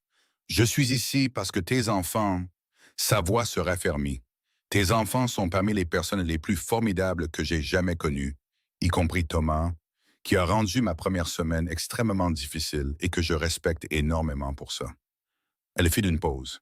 « Et je suis ici parce que tu es... » Elle s'arrêta. « Parce que je suis quoi, dit-il doucement. « Parce que tu vaux la peine que je reste, dit-elle, simplement et clairement. La phrase la plus vraie qu'elle ait dite depuis qu'elle avait signé son nom. Le silence qui suivit était du genre qui n'a pas besoin d'être comblé. Nathaniel tendit la main à travers la table. Il couvrit sa main de la sienne sans la serrer, sans la gripper, juste en posant sa main sur la sienne, de la manière dont on couvre quelque chose qu'on a l'intention de garder. « J'aimerais faire ça bien, dit-il. Pas un contrat, pas un arrangement. Correctement. » Il fit une pause. « J'aimerais demander à ta mère. » Emma le fixa. « Tu aimerais demander à ma mère? Elle devrait connaître l'homme que sa fille. » Il s'arrêta. Quelque chose de presque comme une rougeur traversa son visage. Elle devrait connaître l'homme qui demande. Emma pensa à Catherine Callahan dans la maison de Millfield, avec le cadre de la porte, l'incapacité de parler et les mains qui avaient tenu toute la vie d'Emma ensemble, et l'avaient laissé partir. Elle pensa à la façon dont sa mère avait dit « Tu n'es pas obligé ». Et comment Emma avait dit « Je sais », et comment toutes deux savaient que ce n'était pas vrai. « Elle voudra savoir si tu es pratique, » dit Emma. Il cligna des yeux. « Quoi? Ma mère, elle voudra savoir si tu es un homme pratique. Elle n'a aucune patience pour les sottises romantiques. Elle te demandera directement si tu peux subvenir à ses besoins, ce que rapporte ta terre et si ton toit fuit. » Nathaniel la regarda. « Est-ce que le toit fuit? Je l'ai réparé la semaine dernière, côté gauche, au-dessus de la chambre des garçons. » Emma garda son visage composé. « Mais c'est réparé maintenant. » Il la fixa un moment. Puis il rit. Pas le son maîtrisé et retenu qu'elle avait entendu une ou deux fois. Il rit vraiment. Bref, réel et non pratiqué. Le rire d'un homme qui a été trop sérieux pendant trop longtemps et qui a finalement manqué de raison de le rester. Cela changea tout son visage. Emma rangea cette vision quelque part où elle avait l'intention de la garder. Je lui écrirai demain, dit-il, encore avec la chaleur résiduelle du rire dans sa voix. Ce soir, je vais réfléchir à ce que je vais dire. Parle-lui du toit, dit Emma. Elle appréciera le détail. Il secoua lentement de la tête. Tu es extraordinaire. Tu le sais. Je sais. J'ai réparé ton toit. Emma. Nathaniel. Il la regarda à travers la table, ses mains toujours sur les siennes et son visage entièrement ouvert, sans angle, sans regard de côté. Merci, dit-il, pour tout. Pour chaque partie de cet été, pour ce que tu as fait pour mes enfants et pour ce que tu as fait pour moi. Je sais que ce n'était pas ce pourquoi tu avais signé. C'était exactement ce pourquoi j'avais signé, dit Emma. Je ne savais juste pas comment lire le contrat correctement. Il pressa sa main une fois, puis il la lâcha, parce qu'il était un homme pratique et qu'il y avait une lettre à écrire, une bienséance à observer et Catherine Callahan à impressionner. Et rien de tout cela n'allait s'accomplir tout seul. Le jugement de la communauté eut lieu le dimanche suivant. Il prit la forme de l'Église, qu'Emma avait évitée pendant 5 semaines sous prétexte d'avoir trop à faire et pas assez de robes, mais que Nathaniel annonça le samedi soir avec la finalité tranquille d'un homme qui avait décidé qu'il était temps. Il le dit à la table en général. Nous allons à l'église demain, tout le monde. Et les enfants reçurent cela de diverses manières. Thomas hocha la tête. Clara commença immédiatement à planifier sa robe. Les jumeaux négocièrent des termes d'un comportement acceptable entre eux en chuchotant. Et Rosie regarda Emma et dit « Toi aussi ». « Moi aussi », dit Emma. Elle était consciente en se rendant à Silver Creek un dimanche matin avec les enfants Holt disposés dans la benne du chariot et Nathaniel assis à côté d'elle sur le siège, qu'ils étaient un spectacle. Elle était consciente des têtes qui se tournaient. Elle était consciente de tout le spectre de l'opinion de Silver Creek qui s'appliquait à elle, à Nathaniel, à la configuration de cette famille dans ce chariot, sur cette route, ce matin-là. Elle garda le menton haut, les mains sur ses genoux et regarda droit devant elle. Helen Greer fut la première personne à venir les voir après le service.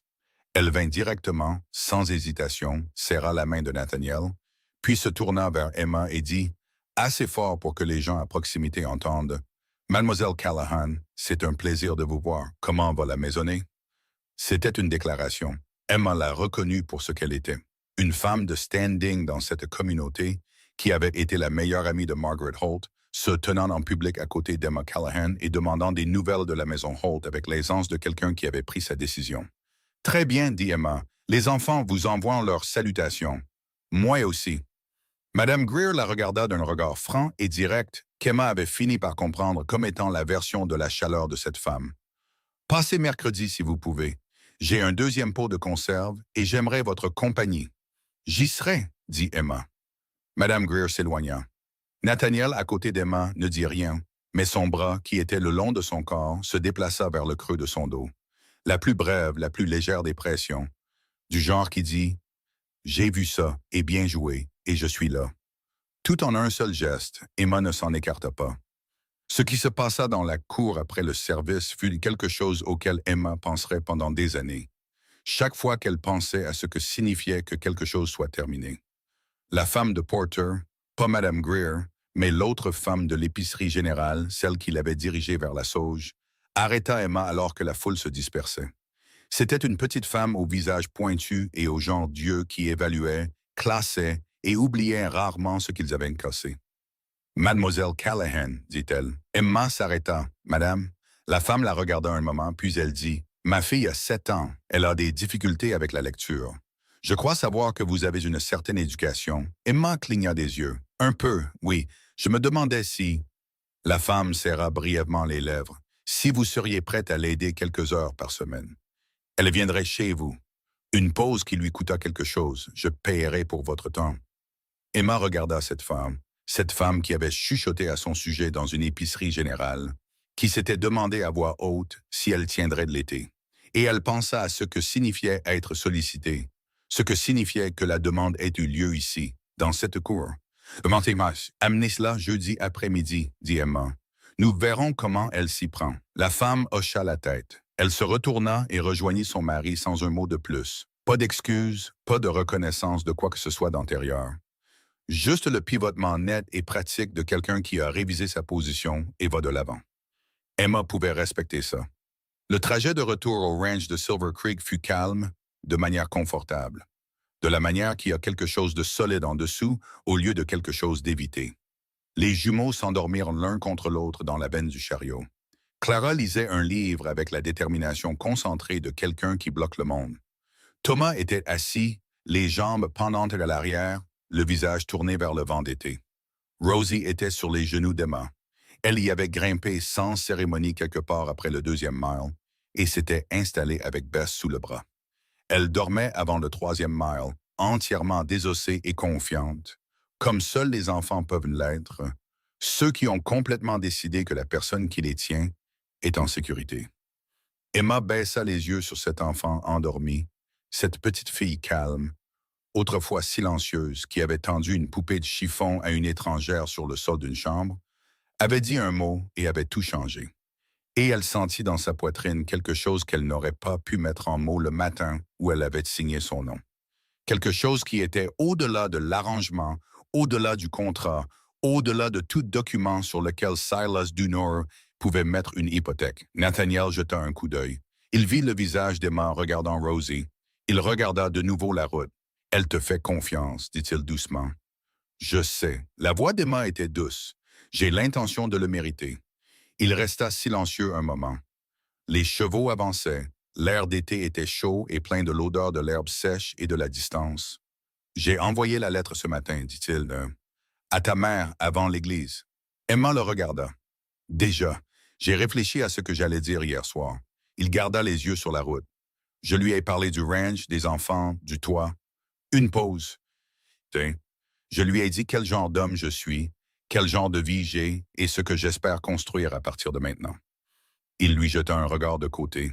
« Je lui ai dit que je pense que sa fille est la personne la plus forte que j'ai jamais rencontrée et que je passerai tout le temps qu'elle me donnerait à essayer d'être digne de me tenir à ses côtés. » Emma regarda la route devant elle, la longue route plate du Kansas, droite et dorée à travers l'été, vers le ranch de Silver Creek, la maison sur la crête, et 5 enfants qui étaient les siens de toutes les manières qui comptaient.